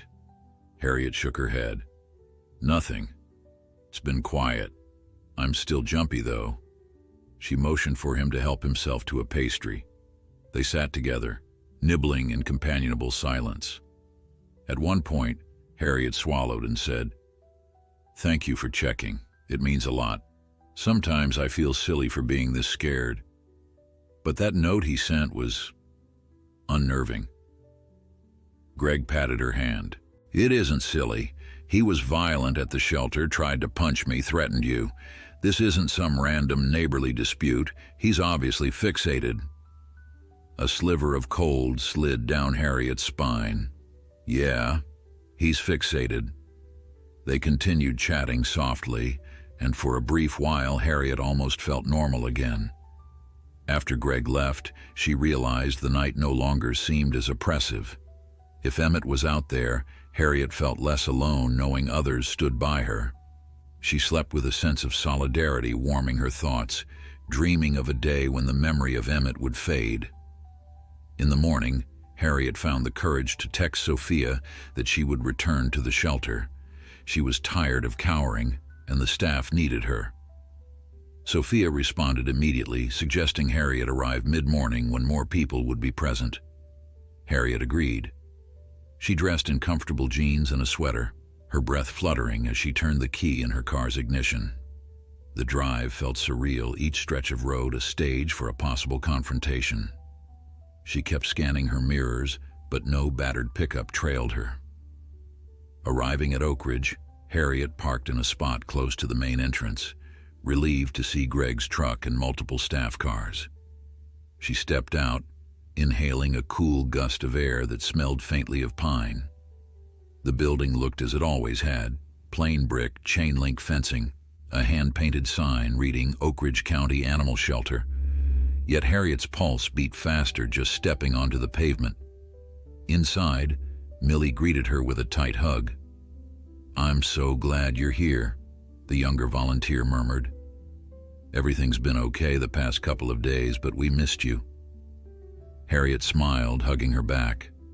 "Thanks, I just needed some time." She glanced around the lobby. Nothing seemed amiss. A family looked at adoption brochures in the corner. A phone rang behind the desk and staff bustled between corridors. Harriet exhaled, letting the routine wash over her. Sophia emerged from her office. "Harriet," she said, warmth filling her tone. "Welcome back. I promise we haven't had any sightings or messages from Emmett in days." Harriet nodded, her shoulders easing. "I guess he's gone underground for now. Maybe he realized the police are watching him." Sophia beckoned her closer, voice dropping. "Officer Hernandez said they confronted him at his listed address. He was belligerent, but they warned him about trespassing and harassment charges. If he's smart, he'll lie low." Harriet felt a flicker of relief. Perhaps that was the turning point. Maybe Emmett would leave them alone now that the law had intervened. "Thanks for the update," Harriet said quietly. "I'll just help where I can today. If you need me for the phone lines or the kennels, I'm ready." With that, Harriet stepped into the back corridor, where rows of dogs awaited their daily walks. She paused at an empty kennel that once housed Major. The memory tugged at her heart. But new arrivals needed help too. Harriet forced herself to focus on a mixed-breed pup cowering in the corner of its enclosure. She offered a gentle hand, whispering encouragement. The dog sniffed tentatively, tail tucked, but Harriet remained patient. The stress of Emmett's threats melted away in that moment, replaced by her innate desire to help these voiceless souls. Hours passed, filled with the hum of daily shelter life, cleaning kennels, walking dogs, chatting with a potential adopter about a timid hound. Harriet caught herself smiling as she led the hound around the yard, praising the dog's calm demeanor. She realized how deeply she missed this sense of purpose. If not for Emmett's shadow, she could almost believe it was just another normal day. At midday, Harriet and Millie shared a quick lunch in the break room, sandwiches from a local deli. Millie chattered about her classes at the community college, how she hoped to become a vet tech. Harriet nodded, soothed by the mundane details. Then they heard Sophia's voice echo from the hallway, hurried steps approaching. Millie raised an eyebrow, setting down her sandwich. Sophia appeared, clutching her cell phone. "Harriet, you have a visitor," she said, eyes wide with uncertainty. "It's Marcus." Harriet's heart jumped. "Marcus, he's back in town." She stood so quickly her chair scraped the floor. "Is he with Major?" Sophia shook her head. "Not exactly. He came alone, said he's on the way to another transport job, but wanted to talk to you. He's out front." Curiosity stirred in Harriet's mind. She hurried to the lobby, where she found the tall, broad-shouldered man who had rescued Major. Marcus wore a calm smile, but carried an air of urgency. "Hey, Harriet," he said quietly. "Hope this isn't a bad time." "No, not at all," she assured him. "Is everything okay? How's Major?" Marcus's eyes flicked to the side, where a few volunteers stood politely out of earshot. He lowered his voice. "Major is thriving, no worries there. but I've come across some unnerving information. Someone called our rescue last night, asking detailed questions about him. Where exactly we're located, if he's adoptable yet, who was fostering him. The caller wouldn't leave a name. A chill snaked down Harriet's spine. You think it was Emmett? Marcus shrugged grimly. Could be. The staff member who took the call said the voice sounded angry. He kept pressing for details. Our policy is strict, so we didn't share much, but I thought you should know. A low hush fell over the shelter's lobby as Harriet absorbed Marcus's warning. The reality hit her like a gust of cold air. If Emmett had tracked Major to the rescue, then none of them could feel completely safe. Her pulse quickened with a rush of protective worry, for the dog she'd fought so hard to save, and for everyone involved in his new life. Let's step into Sophia's office, Harriet whispered, gesturing for Marcus to follow. She didn't want the other volunteers overhearing details that might sow panic. As they walked down the hallway, Harriet's mind swirled with questions. How had Emmett gotten the rescue's number? What did he hope to accomplish by finding Major's location? She guessed vengeance was his driving force, but the specifics remained disturbingly unclear. In Sophia's cramped office, Harriet shut the door. Sophia joined them behind her desk, eyes flicking in concern from Marcus to Harriet. Marcus cleared his throat. My staff told the caller we don't release sensitive information by phone, but the man kept pressing, said he was family, that he had rights to see the dog. Then he started ranting about conspiracies, how the shelter orchestrated a plot against him. Sophia's face paled. That's definitely Emmett. He's spinning some bizarre story. Did he say anything else? Marcus nodded gravely. He mentioned Harriet by name, accused her of turning everyone against him, claimed the dog was evidence of wrongdoing. He sounded unhinged. The staff member ended the call as soon as it got heated. We blocked the number, but there's no guarantee he won't try another line. Harriet's stomach churned. Her relief that Major was safe now collided with fresh dread. Emmett could still cause trouble, maybe even drive to the rescue site if he found the address. She fixed Marcus with a worried look. How do we protect Major if he shows up there? We have security cameras and staff on site round the clock, Marcus replied. We also keep our location off public listings, mostly for animals with special protective needs. Major is in a foster home, not at the main facility. Only staff know the address. We're fairly certain the caller doesn't have that info. Sophia leaned forward, pressing her palms flat on the cluttered desk. We need to notify the police again, let them know Emmett's trying to track the dog. We also need to warn the foster family that there's a potential threat. Better for them to be extra cautious. Marcus reached into his jacket, extracting a small notebook. I was hoping you could give me any formal documentation of Emmett's termination and the protective measures here. It might help if the rescue decides to file a restraining order, or at least have a record of his harassment attempts. Sophia nodded. Of course. We have copies of everything. Incident reports, the official letter from HR, the police warnings.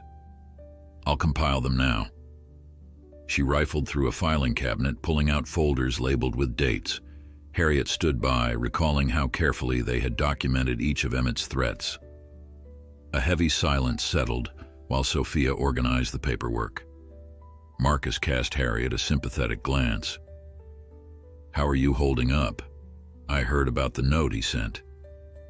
Harriet swallowed, forcing a small shrug. Nervous, honestly. But I keep telling myself he can't keep this up forever. Sooner or later, he'll realize it's pointless. Marcus didn't look entirely convinced. If a man like that is driven by anger, logic might not sway him. But we'll do everything in our power to ensure Major stays out of his grasp. Sophia handed over a slim manila folder. Here's what we have. I'll email digital copies as well. Anything else you need? That should be plenty, Marcus said, tucking the folder safely into his bag. "I'll keep you updated. Right now, Major Foster is aware there might be unusual inquiries. If this escalates, we'll move him somewhere even more discreet." Harriet exhaled softly. She pictured Major trotting across a Foster family's backyard, ears perked with curiosity, no idea of the turmoil swirling around him. Something in that image solidified her resolve.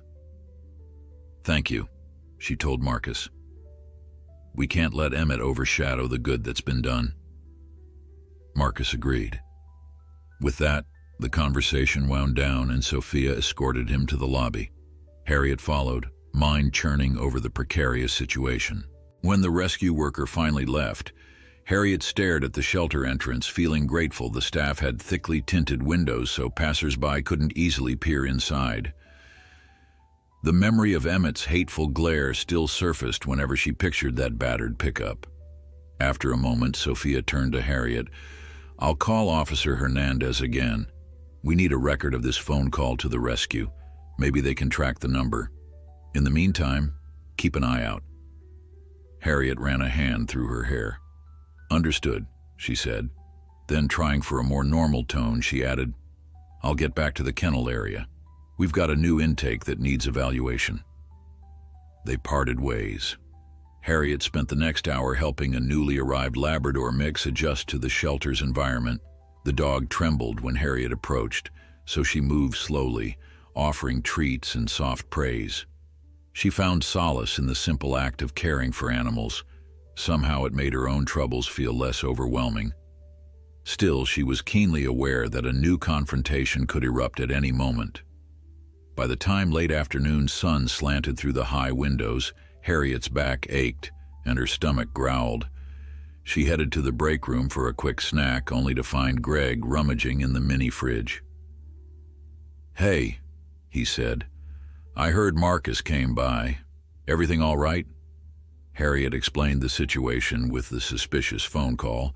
Greg shook his head in disgust. "I was hoping we'd seen the last of that jerk. If he's trying to find Major, maybe it's better the dog's out of state eventually." "Yeah," Harriet said, slumping into a chair. "Marcus hinted they might relocate Major if needed. He's safe for now, but Emmett's not giving up easily." Greg clenched his fist. "If only we could put him behind bars." Harriet sighed, opening a bag of chips. "We can't, not unless he does something more serious, or violates a restraining order. I hate this helpless feeling." Greg paused, thoughtful. "Maybe we can install extra security cameras or place a watch on your apartment, but that might be overstepping. Are you okay living alone?" Harriet forced a smile she didn't entirely feel. "I double lock everything, keep my phone on me. The officer told me to call if I notice anything odd. For now, that's all I can do." As evening approached, Harriet debated staying at the shelter for lockup, then remembered she was still supposed to be taking it easy. Sophia insisted Harriet head home before dark. "We've got enough staff here," the manager said, ushering her out. "Please rest. Keep your phone within reach." Resigned, Harriet left around 5 a.m., hoping an early departure might help her avoid any run-in with Emmett. She swung by a grocery store for a few essentials, scanning every aisle for suspicious faces. None appeared. She drove the back roads to her apartment, tension easing slightly when she reached her parking spot. Inside, she turned on multiple lamps, double-checking the windows. Perhaps it was silly, but the thought of Emmett lurking in the dark kept her nerves on edge. She decided to distract herself with a long shower, letting the warm water soak away the stress. Afterward, she changed into comfortable sweats and texted Sophia, "Home safe. Let me know if anything happens." She reheated leftover soup for dinner, trying to focus on the present moment, the steam rising from her bowl, the hum of traffic outside. She forced herself to remember the ways life had improved for Major, how the dog must be settling in with a foster that offered care and affection. That was the real victory. He was beyond Emmett's grasp. Harriet tried not to dwell on the possibility that Emmett might spin out of control. lashing at whomever he blamed for his fate. Night descended with soft rainfall against the windows. Harriet lingered in her living room, flipping channels, too restless to sleep yet. The rain's patter provided a strange lullaby.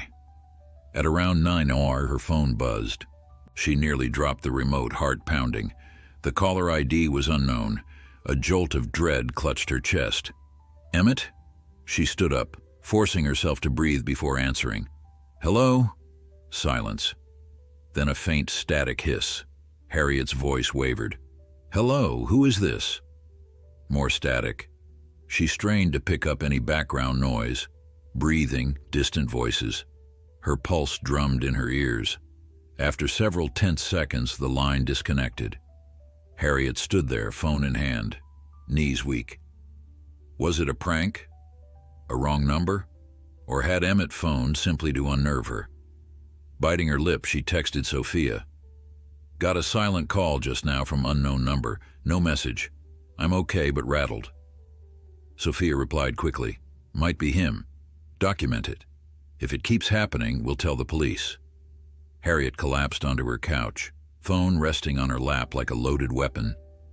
Her heart continued to flutter with aftershocks of anxiety. She turned on some music, a soft classical piece, trying to drown out her fears. For the rest of the night, no further calls came, but Harriet's sleep was once again broken by half-remembered nightmares of dog kennels and flickering headlights in a deserted parking lot.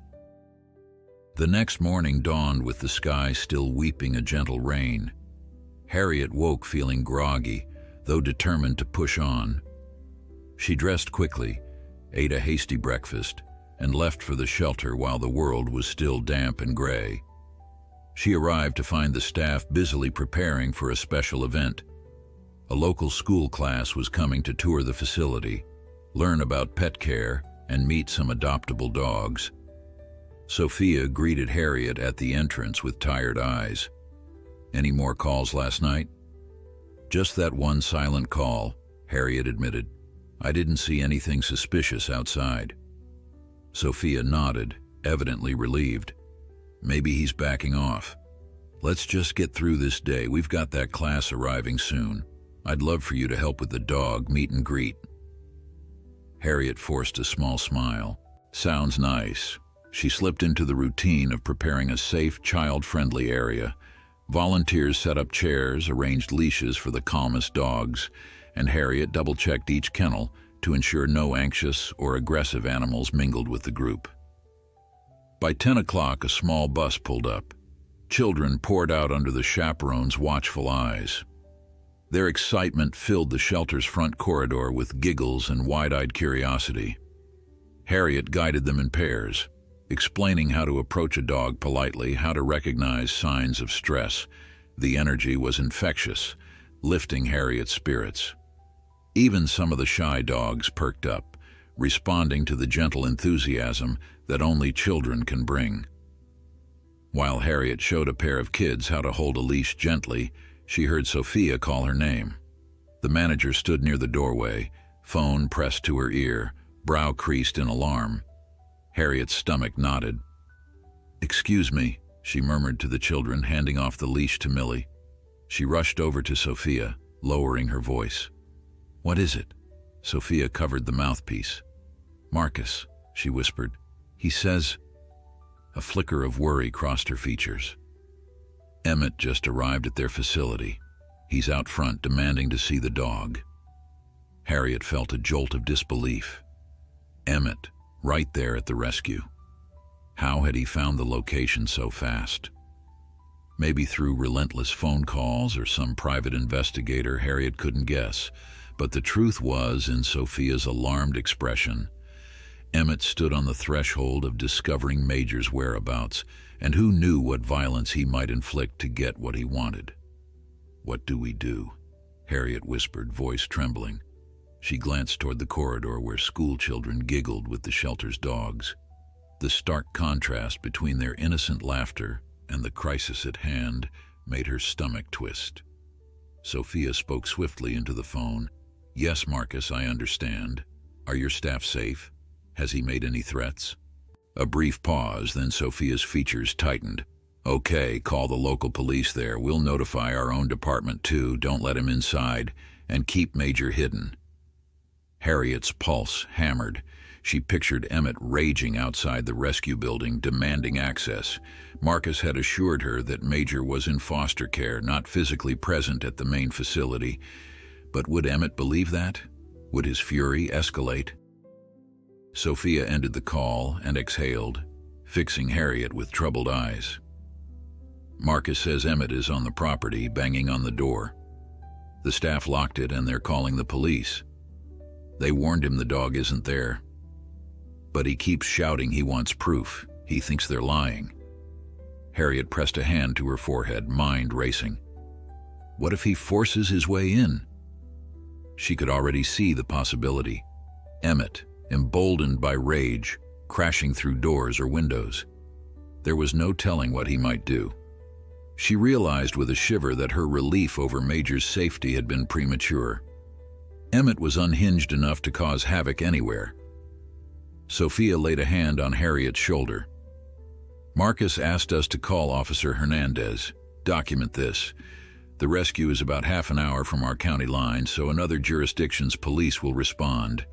But the more agencies that know Emmett's dangerous, the better. Harriet nodded numbly. I'll do it. Without wasting time, she hurried to a quiet corner of the office, pulling out her phone. In hushed tones, she explained the new development to Officer Hernandez, who took notes and promised to share the information with the authorities in that region.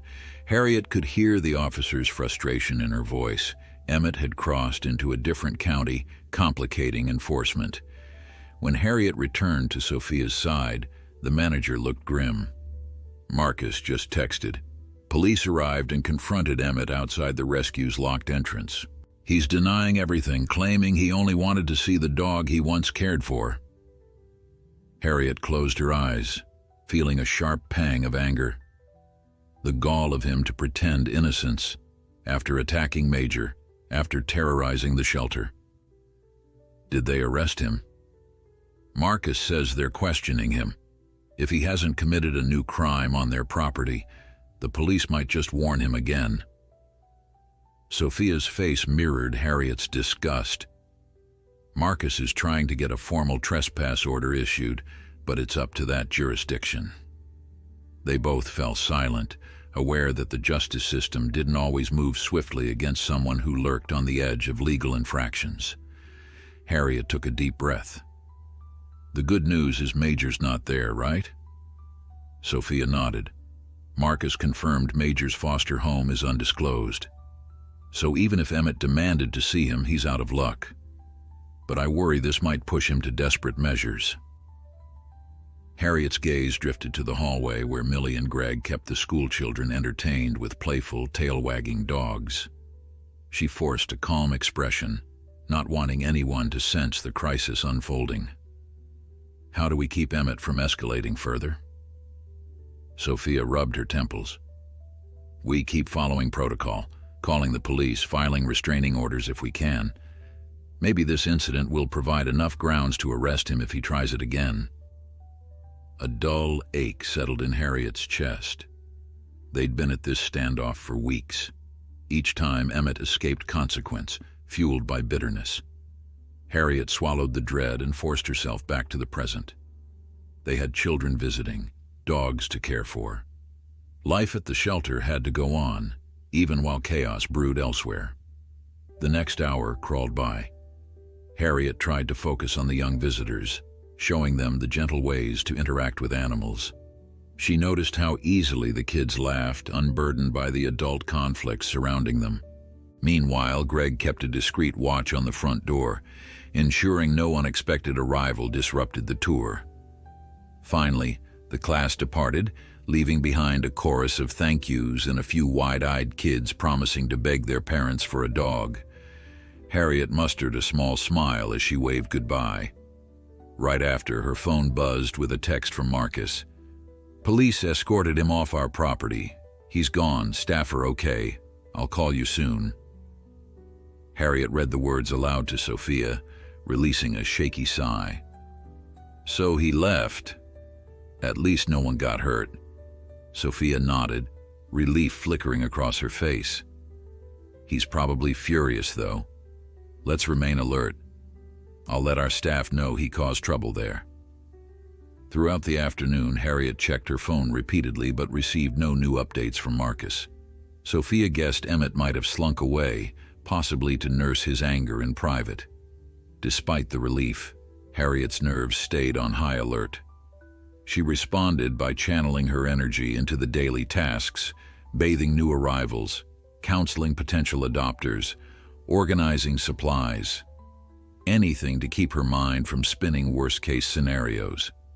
Late in the day, Harriet and Sophia sat down for a break in the empty break room. The shelter would close in an hour, and most volunteers had gone home. A hush rested on the corridors. Harriet sipped lukewarm tea, her hands shaking slightly. "I hate feeling powerless," she whispered. "Emmett keeps dancing around the edges of legality.